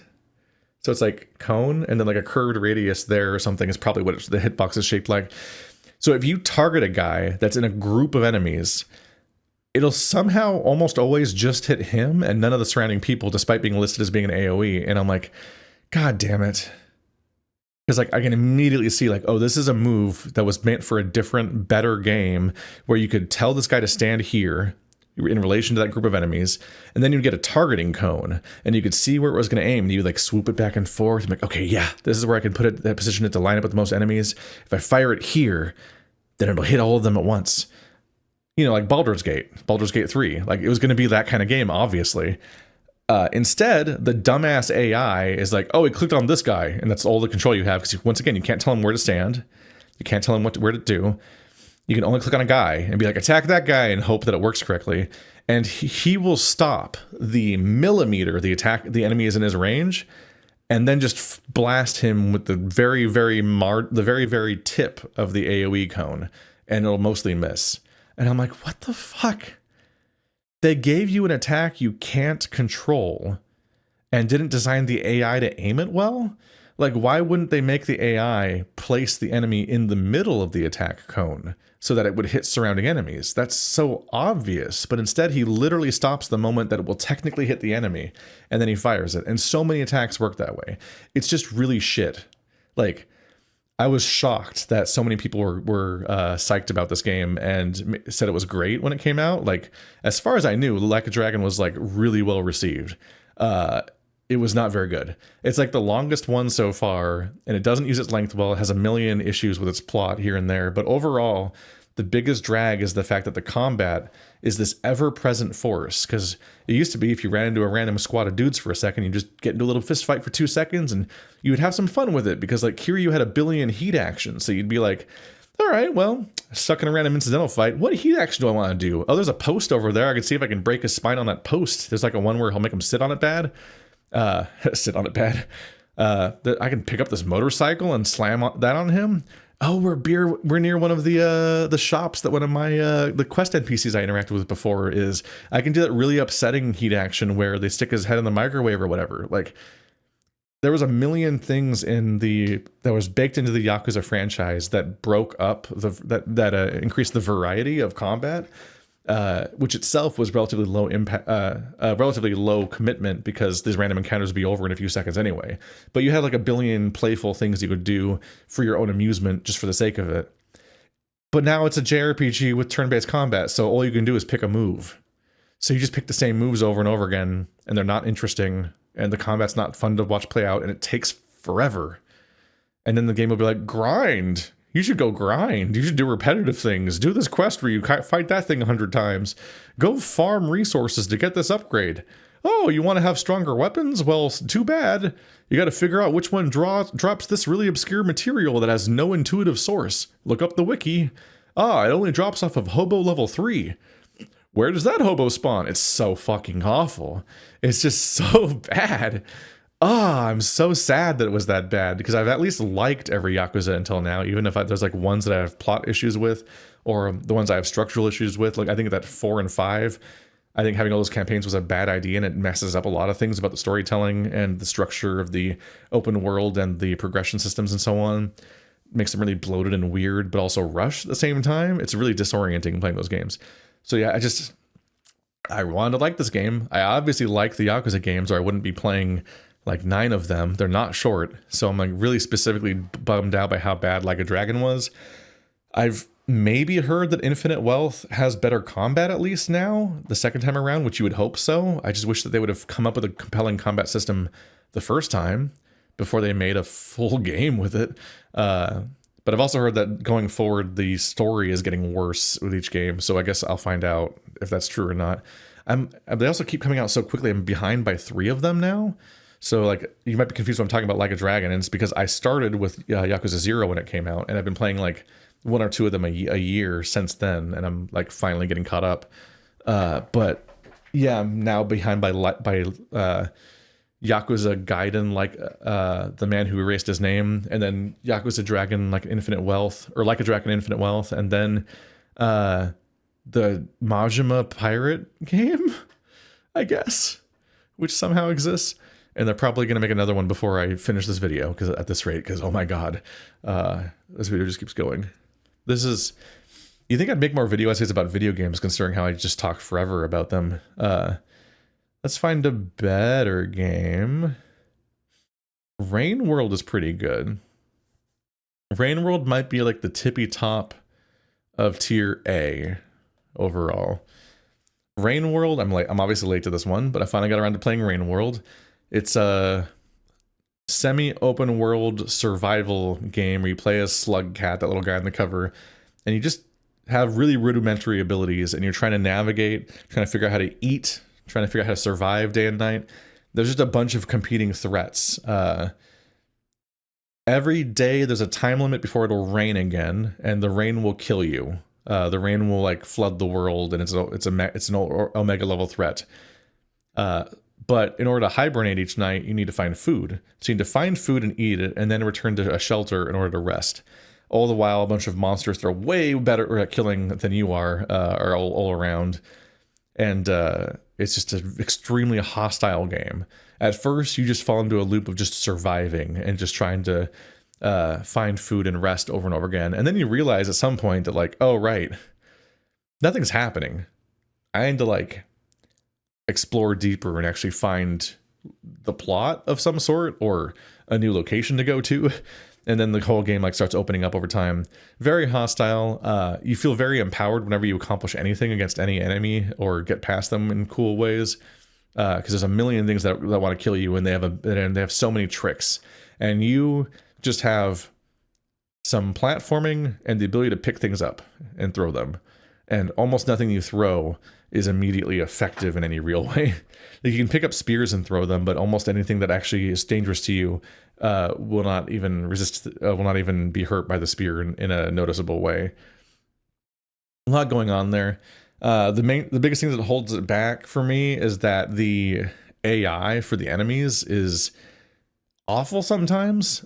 Sometimes they're like these interesting and compelling facsimiles. They really move in a way that like is a compelling as a threat. And then other times they will just wig out, spin in circles for like 10 minutes. And some levels that are more frustrating get actively irritating because of the fact that the enemy just won't fuck off and just will not just go somewhere else or just behave like a fucking character in some way. It'll just be spinning and you're like, what the fuck? What? Like in some of the cases that just really drags it down. And there's just like some levels that I detested a bit, but it's obviously you're being ranked extremely high here. I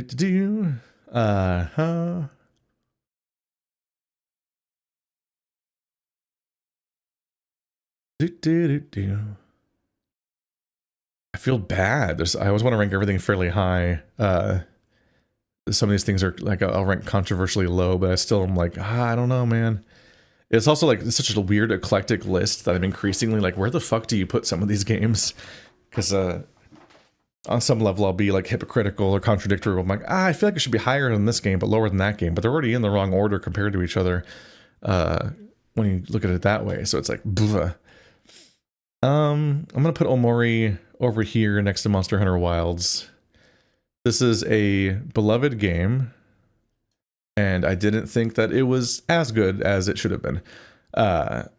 Omori's biggest thing, so it's dealing with some level of like, well, we thought it was about depression going in, but it really is more about trauma, I guess. But without going into spoilers, though, you play as a boy who doesn't want to go outside in the real world, and then he goes into his dream world, and he's like hanging out with all of his friends and having happy-go-lucky adventures in a JRPG land with turn-based combat. And then in the real life, he's like struggling to reach out to his friends and rebuild past relationships, and it's like more real and interesting. And the struggle with this game is that the real life story is so much more interesting and more compelling to play through than any of the fantasy stuff. And that's somewhat the point. He's escaping into a fantasy instead of engaging with reality. I get that, but the fantasy is too effective at being a fantasy. It takes up so much of the overall gameplay it's so much of the runtime of the game, and it's so irrelevant to the story of the game. It's not especially evocative of the real world. It's not super.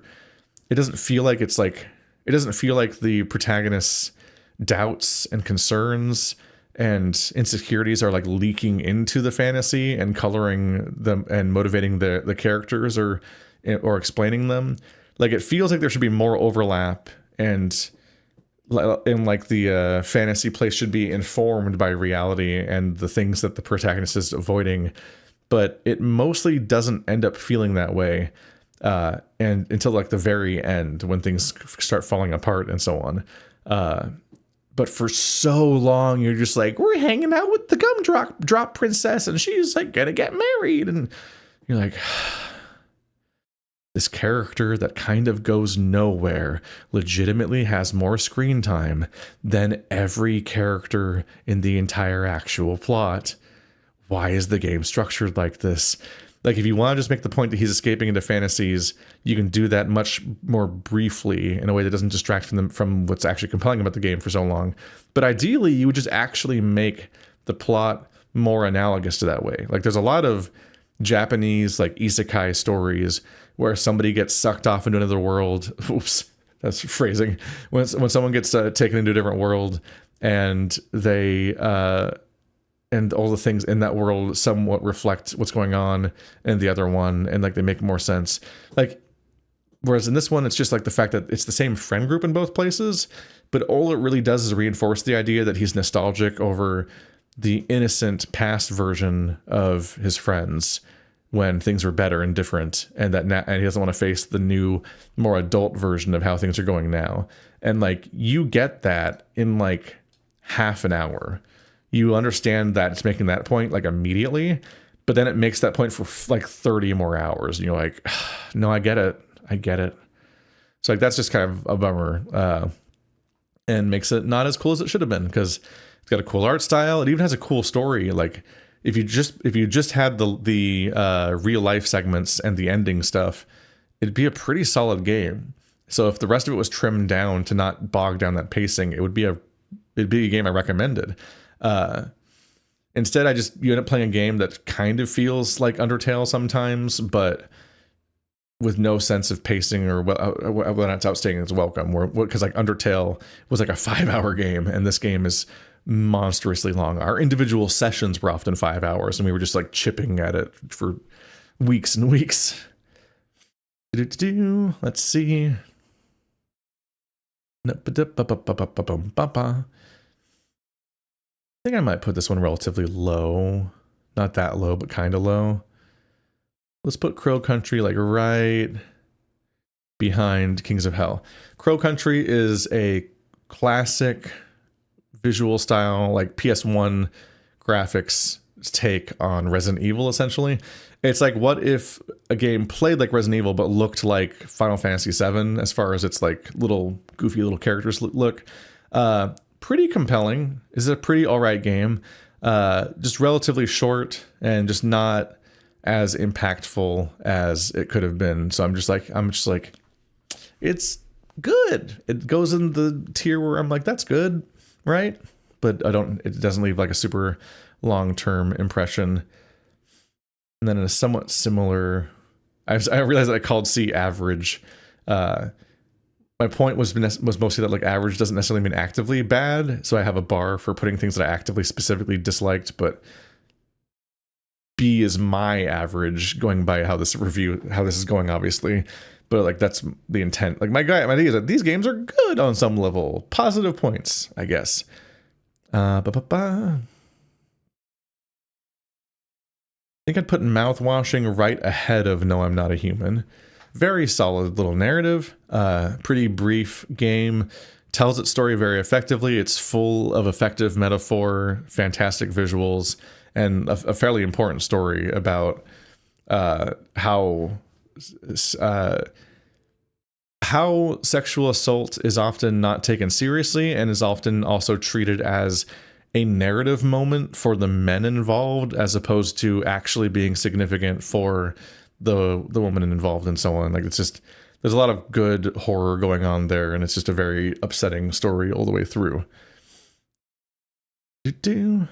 I'm putting off where I put some of these a little bit for tension. Silent Hill F. I might put this right after Dispatch, a little lower. It's a solid game. Silent Hill was really good this year. For those that don't know, I created this game myself, actually. I didn't, but like, I started an annual Halloween tradition where I'd play one Silent Hill every Halloween.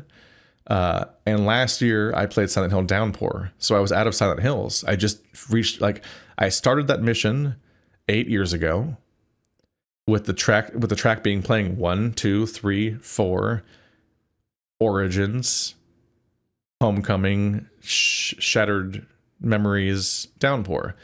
I knew all those games existed when I started, and then I finished that entire conveyor, and there we go. I did it. I finished every Silent Hill, and there still wasn't a new one. So I was like, I did it. And then, as if to like generate the terrain in front of me in Bastion, Silent Hill F then came out the next Halloween. So I still had another Silent Hill to play this year. Just very surreal that it played out that way. But yeah, Silent Hill F is very cool. It has like a stamina-based dodging kind of combat system. It's like kind of compelling sometimes and kind of a pain in the ass at other times. My issue with Silent Hill F is a few things. One, the combat really starts to wear you down by the time you're finishing a playthrough, at least in my case, because I played the game on hard, because I thought that was like the intended experience. I played hard puzzles, hard combat, because they seem to be saying like, yeah, for experienced players, do this. And I'm like, well, I've played 8 of these, so by definition, I guess that's me, right? But playing on hard difficulty, the combat just really wears you down. They make you do it so much, and sometimes for such long gauntlets against the same enemies over and over again, in an increasingly grueling way that really starts to wear you down.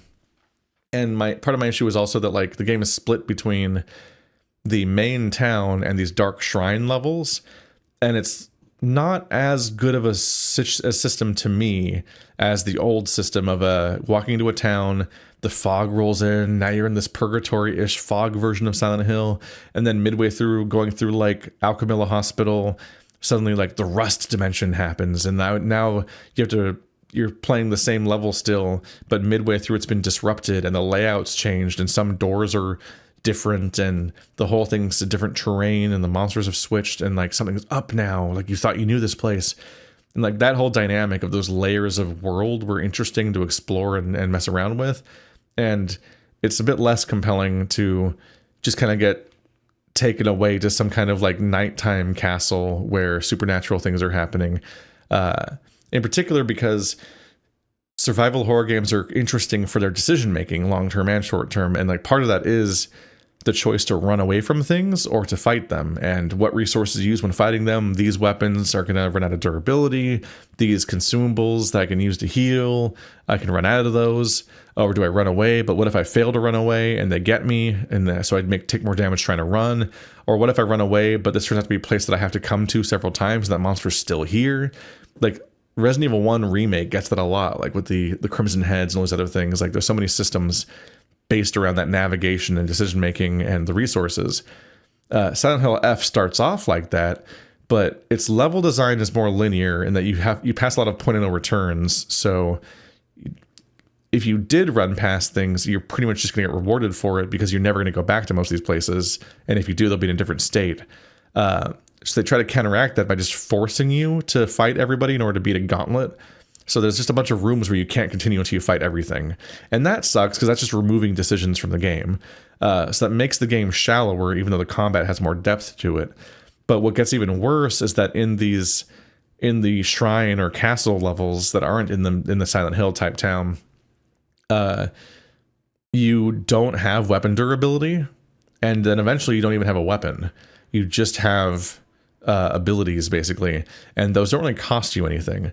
So you get put in combat gauntlets where your only choice is to fight everything, and you have no weapon variety, you have no durability, you have no diminishing resources all that much besides some healing items. And so like the game is trying to be cool and interesting and leaning into the fighting, but in doing so, it's actually removing most of the mechanics from the game and giving you less to think about and less to do, which is part of why it's so monotonous. Is it's just like, oh, it's a room with enemies and the door locked. My only choice is to fight all of these enemies. Then I'm in the next room. My only choice is to fight all of these enemies, and they just keep doing that. I sound pretty down on this game. The combat's actually fairly well done. I think that the real life parts of the town are really cool. Actually, I enjoyed all of the non Dark Shrine Castle levels and playing those bits overall. And I also think the story is pretty compelling. This is where I get back into the negative a little bit, though, is that it ends on a super unsatisfying note where you just kind of get like an ending that effectively communicates that you have not seen the real ending, which is fine in like a Nier Automata game that has some better pacing. But in this game's case, it means now you got to restart the entire game. And you're like, okay, so it's going to change things up, right? Like that character that died at the beginning, they're going to be alive this time. Am I going to like see why people were so mean to me? Am I going to like realize that I was an unreliable narrator and everyone was saying different things? Or are there going to be extra scenes that add a bunch of context to everyone's behavior? And not really. The majority, you have to play the game at least 3 times because you have to play New Game Plus to get the additional endings, and then New Game Plus Plus to get the true ending. Even if you're doing some save tricks to like get branching paths to do multiple endings in the same playthrough, you still have to do 3 playthroughs at least. And the majority of the playthrough is the same, which is really disappointing. There's a few tricks, like it's very satisfying to realize you could skip the entire middle school because you know the password to the one locker already, so you can just walk in, open that one locker, take the key, and leave. So you skip like an hour-long level, which is very funny. That is like one of my favorite levels, though, so it's a little bit of a bummer on that part, because then I'm skipping that to play parts that I like less sooner.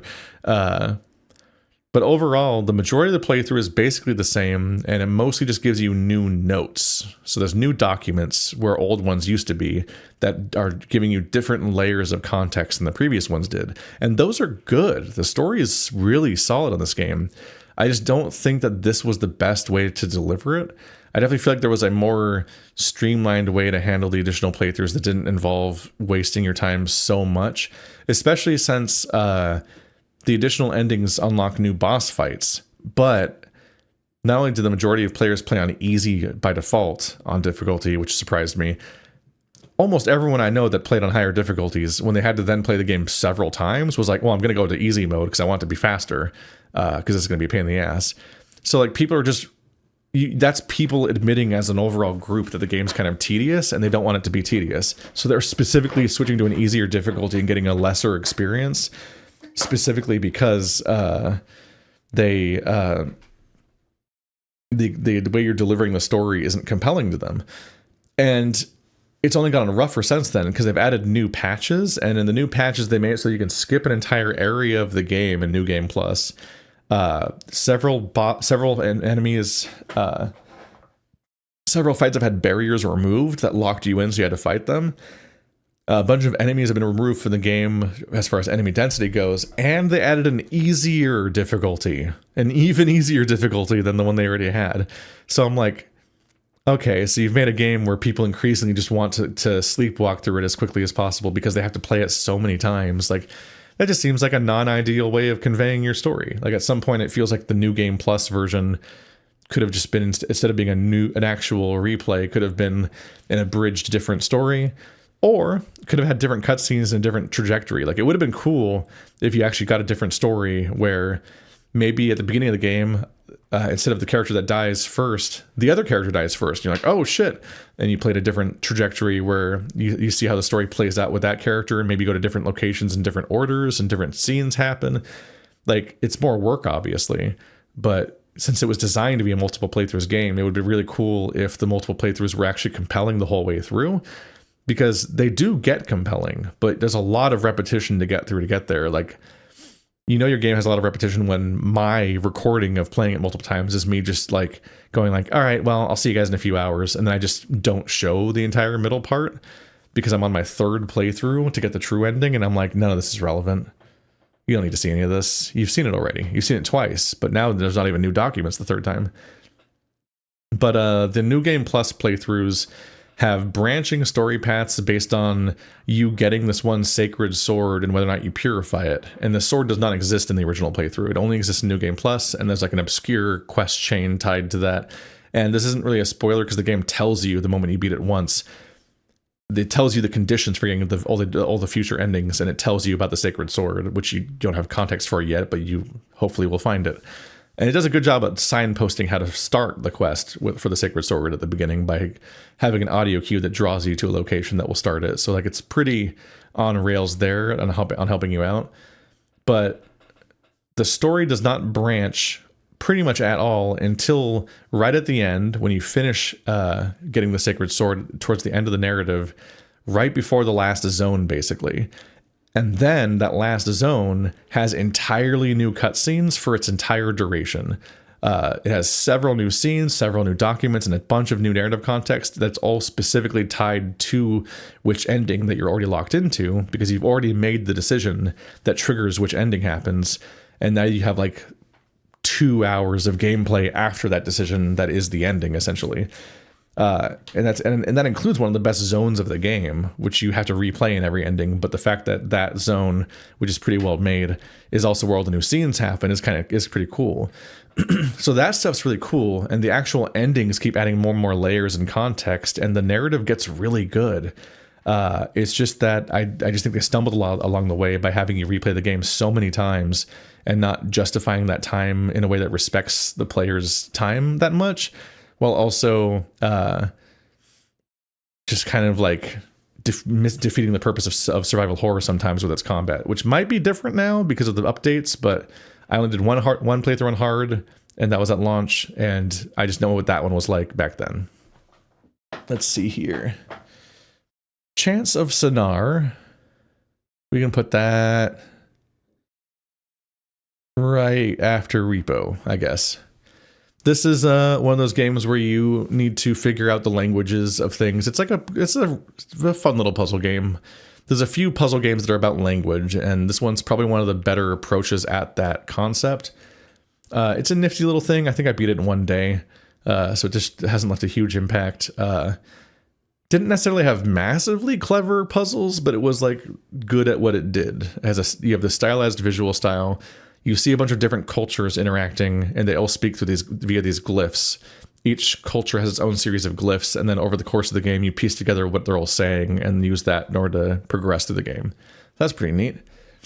Here's the three. These are probably the three highest hype games on this entire list at this point. And now you get to wonder where I put them all. Ooh, it's not that big of a deal. They're obviously all going to rank relatively high.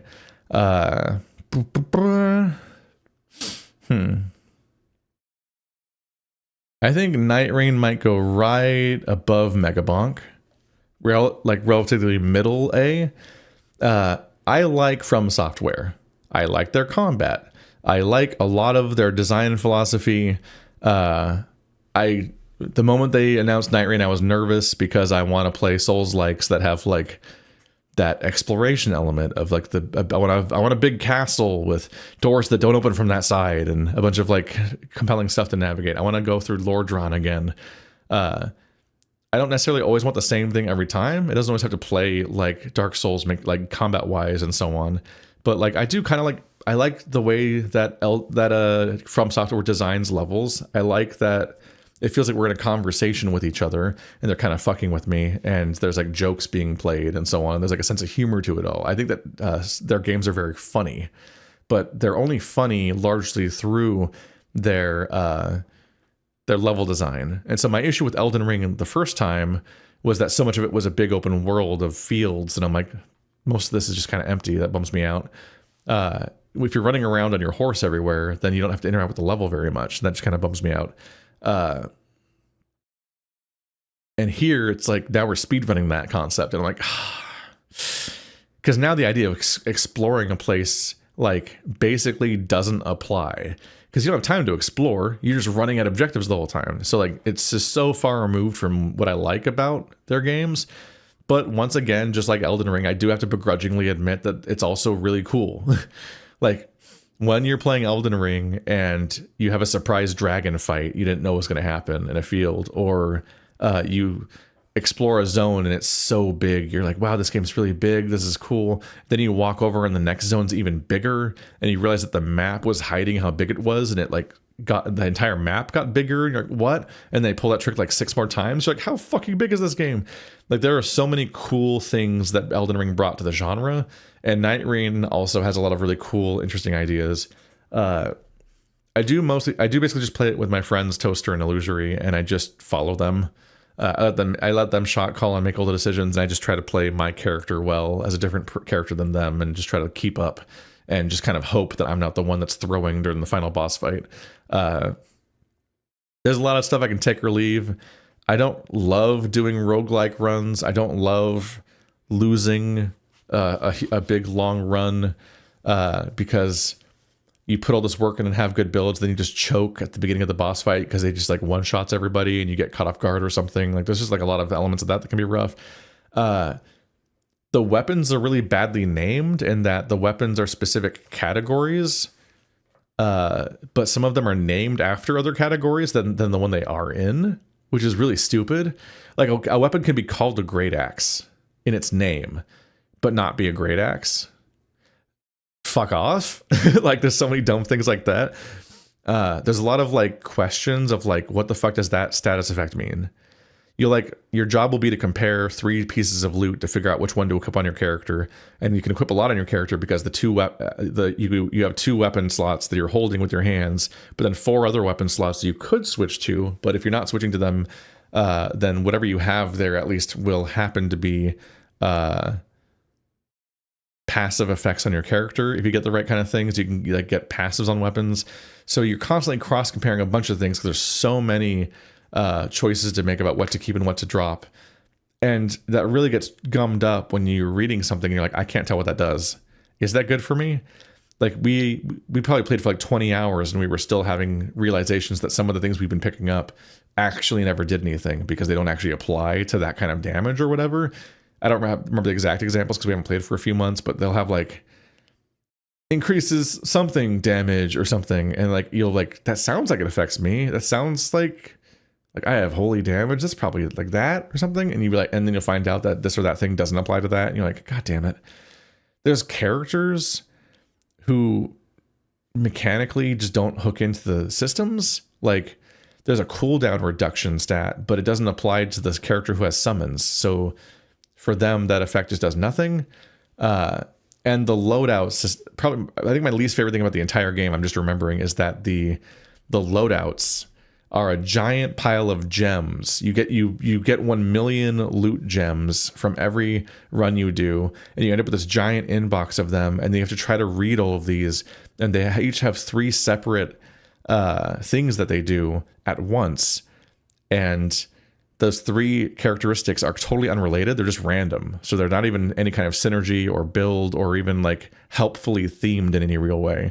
And you just got to read all of them. Brute force, just read all of them to decide which ones to keep and which ones to scrap, while trying to keep in mind what might hypothetically be useful for another character if you ever want to play that character.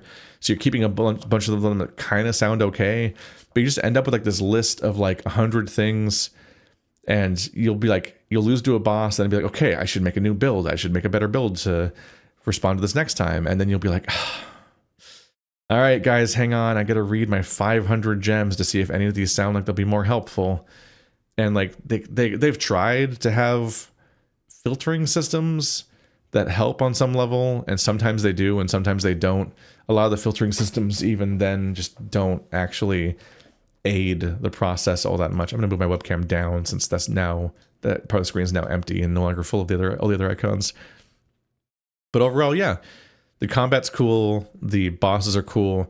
It brings a lot of interesting things to the table with its weird little roguelike world where parts of the geography get replaced during certain runs, and like there are interruptions that surprise you, like invading bosses and things like that. Like there's a lot of like cool tricks that keep you on your toes and make the whole thing be a lot of fun. So there's a lot that's going on there that's pretty cool. I actually have similar complaints about one of my next games, actually. Where did I put this?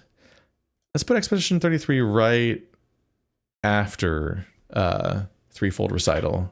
Maybe controversial, right? Between Threefold Recital and Mouthwashing.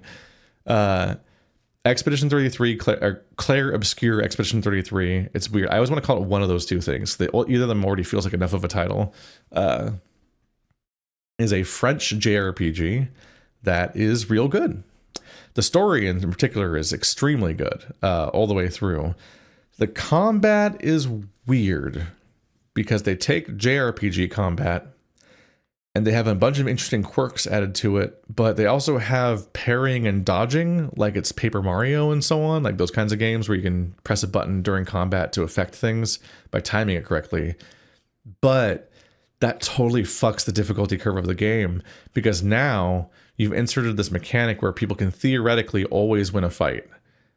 So the old system of oh shit, the boss one-shot me, I gotta come back later, obviously I'm too low level, is gone. Because now if you can press the button at the right time during the combo, then you can just live.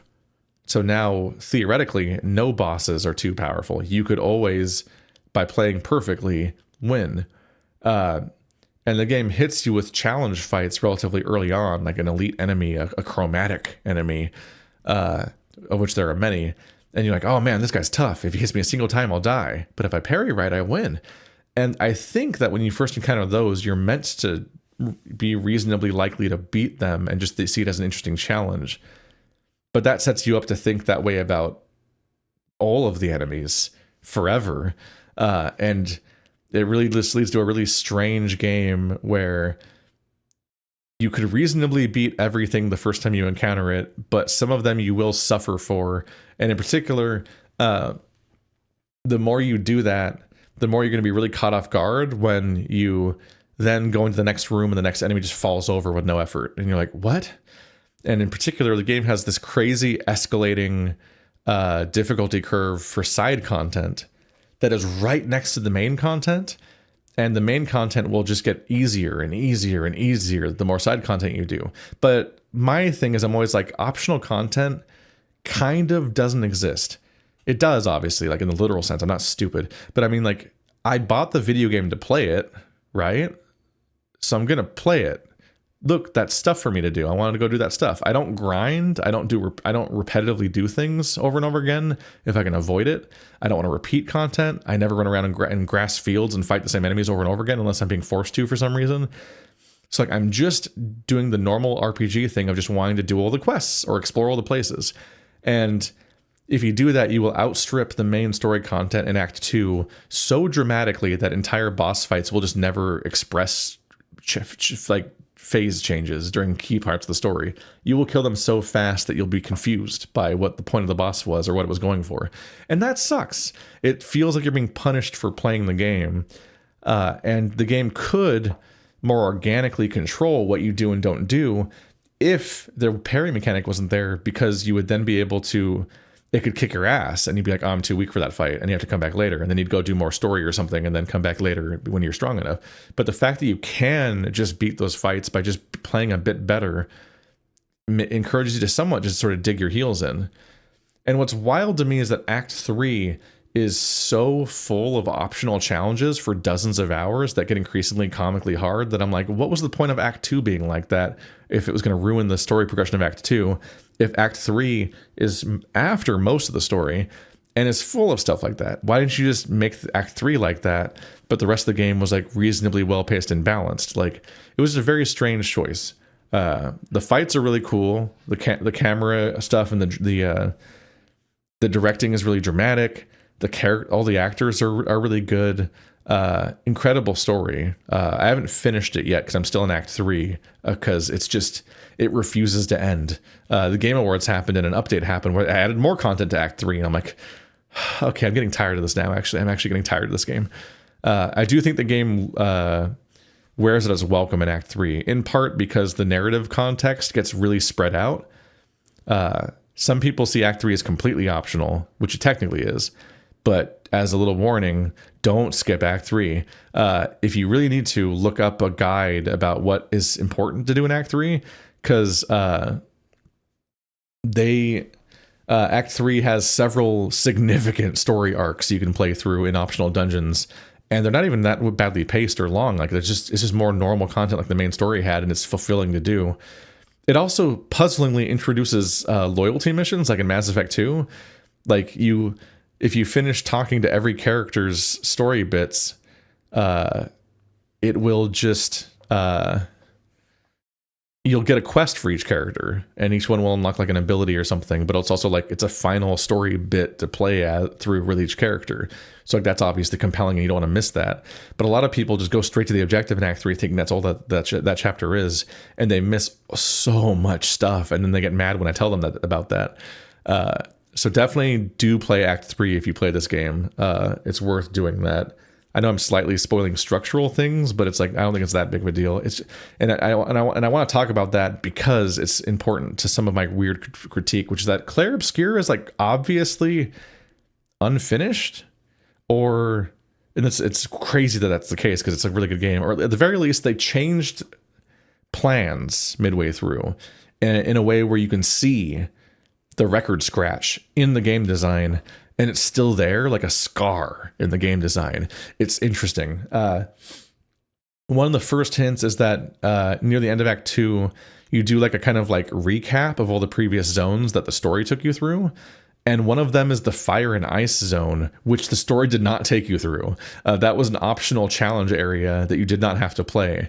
But it's in that sequence. So I'm like, clearly there was supposed to be story there, and they cut the story for that part or moved it somewhere else.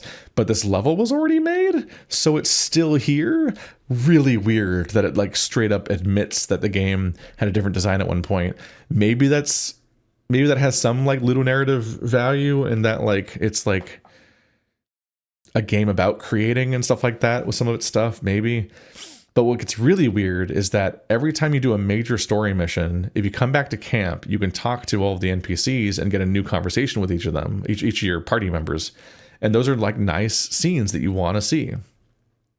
Once you beat Act 2, and I know what you might be thinking. You might be thinking, oh, it must never happen again, right? That must be what you're implying, is that they just like weirdly stopped doing that feature. No, they do that feature a lot. It just has no structure all of a sudden. So it was that you got a new dialogue bit every time you beat a story bit. Once you get into Act 3, every one of your party members has like 3 or 4 new bits of dialogue, like entire cutscenes that you can play out that are clearly meant to be spaced out over the story. But you can just talk to them over and over again to do all of them back to back. And I didn't miss any. I was checking in on them throughout the entire story. This is not me forgetting to do it for a while or something. They were not backlogged. They clearly just already wrote those scenes and implemented them into the game.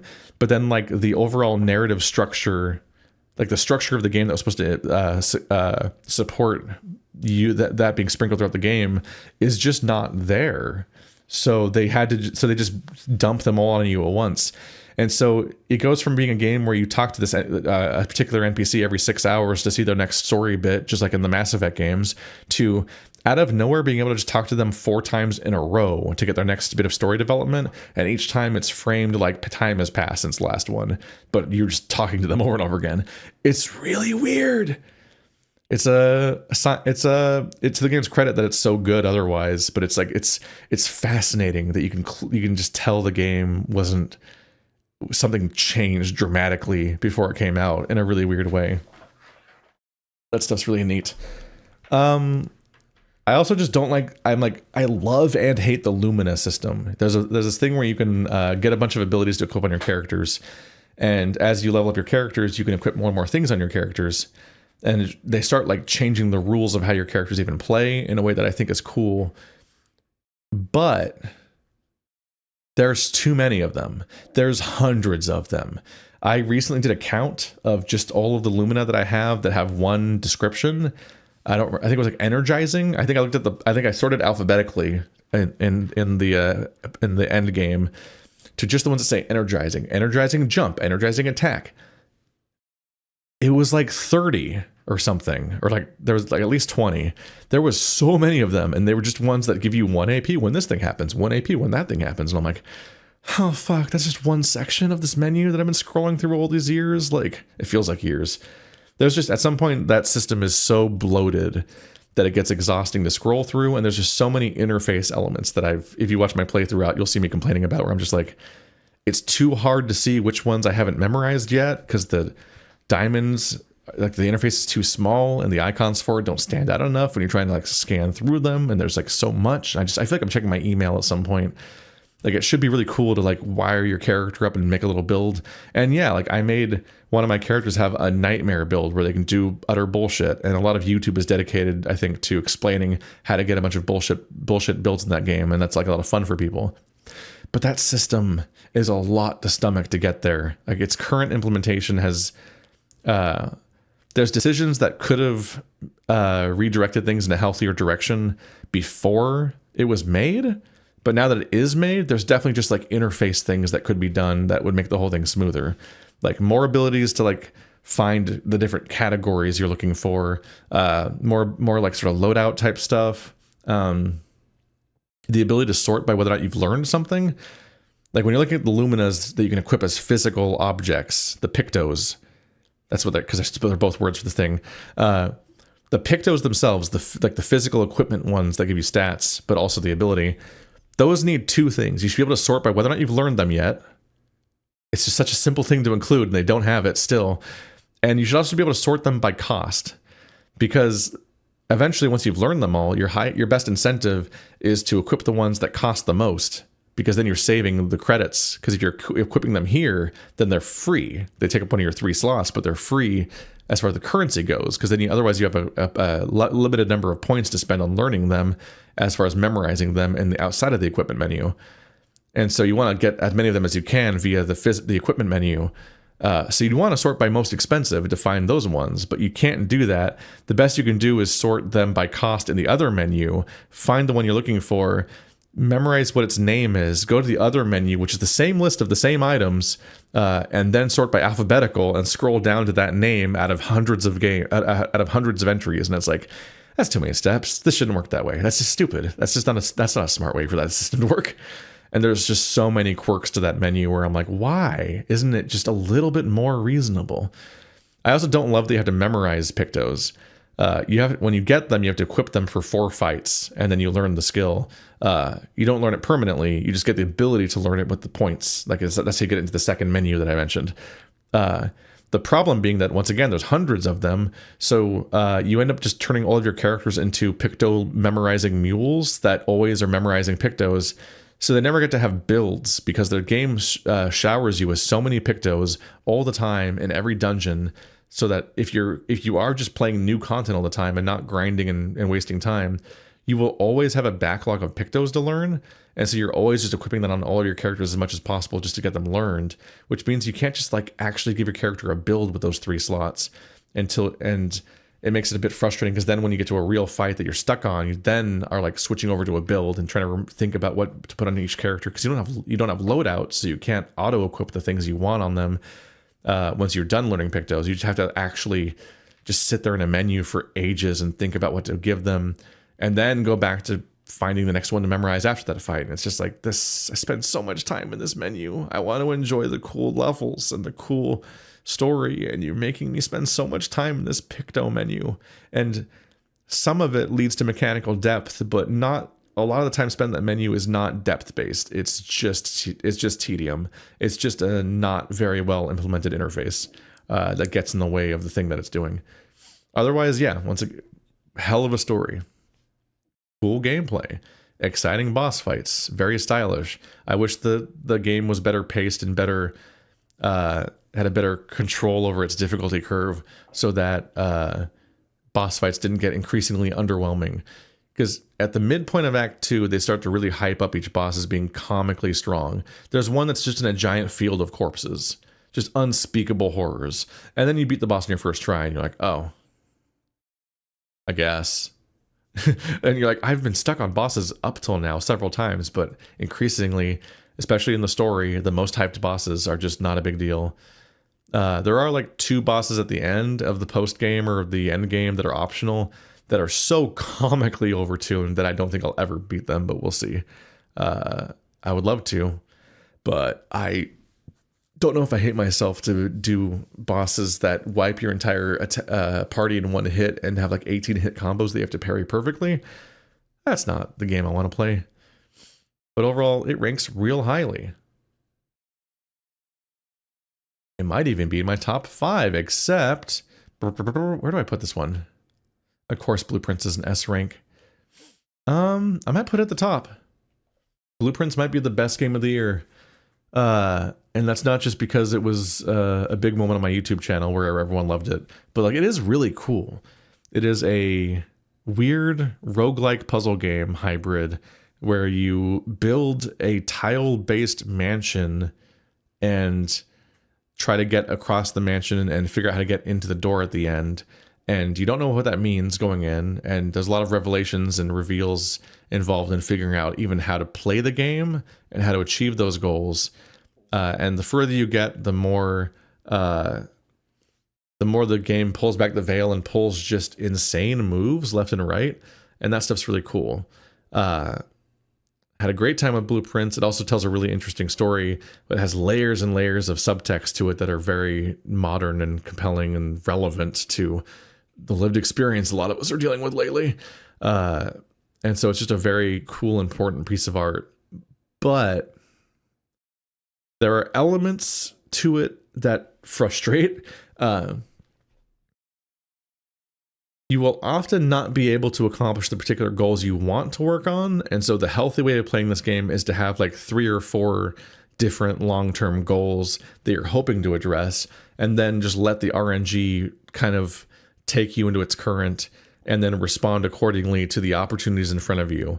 And so you won't get to work on the thing that you meant to work on, but you'll get to work on something else that was on your to-do list. And so you'll kind of like organically keep discovering new things and making breakthroughs in cool ways. It's really good at that. Right up until, obviously, you are kind of beating the game and running out of things that it can do because it's running out of game. Once that happens, that last objective or two that you want to work on is going to get really tedious because you're really trying to force the RNG and systems to like work in your favor, and you're just going to start resetting days over and over again, and you're just going to be a little bummed out by that process. I also think that the game likes to have mansion spanning puzzles where there be like a thing in every room of the entire mansion that is up to something. And the first couple times that it does that are pretty all right. But by the end, it does it at least one or two too many times. There's at least one or two times that are versions of that idea that are the game just going too far. And the final zone, post-ending, weird bonus area, no spoilers, but like just like the final thingy, is just kind of not that good. Its idea is kind of cool, but its execution is just kind of like a very long gauntlet of doing one thing for hours. Not like the same thing over and over way, but like just having to methodically solve every part of one big thing. It feels like doing a math sheet almost. Like that's on some levels, like there's moments where I'm like, I definitely have thoughts where I'm like, this game would be stronger if it was over at that previous moment. That would have been a strong ending, but I kept going because there was more. And like, I don't feel like that's my fault. I don't think it's my fault when I keep going and then the game gets worse because I kept going. Just like with Clair Obscur, where I'm getting burned out by Act 3 because it has so much content in Act 3, but with reduced narrative context and increased repetition, and so many bosses I've fought coming back and so on. Both those games have a thing where I'm like, maybe less content is better sometimes. Maybe it's not always best to be like, but our game's 800 hours long. And it's like, that sounds good on paper, but if the last 10 to 20 hours is your player souring on the experience, I don't know if that's the best way to go. But like at that point, they did accomplish being the best games of the year. So at that point, I guess good for them. Like it's like you are kind of splitting hairs, but I'm like, games can always be better. And yes, I am this whiny all the time, and I complained about this much about the top games of the year. I guess the only game I really didn't complain about was Back to the Dawn. But I do think Blueprints is somewhat more remarkable on some level. Back to the Dawn had a few issues, like if I try to find things to complain about, there are some moments where it's obvious to me as the player that I should do this to continue the story in this particular quest chain, but I have to do something specific to somehow make Thomas think that, and then the obvious interaction in the environment that would lead to that, they just won't let me do it until Thomas thinks to do it. And I'm like, But like, this game is so wild that like I basically beat the game, and only near the very end did I finally even encounter the combat system, which I had ignored the entire game. Like, this game has an entire Back to the Dawn has an entire like turn-based combat system with a ton of systems and perks that all feed into it, and I was able to play the entire game ignoring it, and I'm pretty sure there was actually a way to even get around the couple of times I did interact with it and not do those ones either. So like, cool game overall. It's real tempting to make it number one. So there's the answer. The Patreon question I was looking at was like, or it might have been YouTube membership question on the Let's Play channel, was like, what's your top 5 games of the year? If we go games I played this year, it's Blueprints, Back to the Dawn, 1000 Times Resist, Rain World, and Threefold Recital. If we're going by games that came out this year, then Rain World is disqualified because it came out ages ago. So the top 5 games I played this year are Blueprints, Back to the Dawn, 1000 Times Resist, Threefold Recital, and Expedition 33, which is not a very surprising list, except for all of the mainstream gamers that did not play the 2 Furry games that they missed out on that are both really well made. One very well written and one very well designed.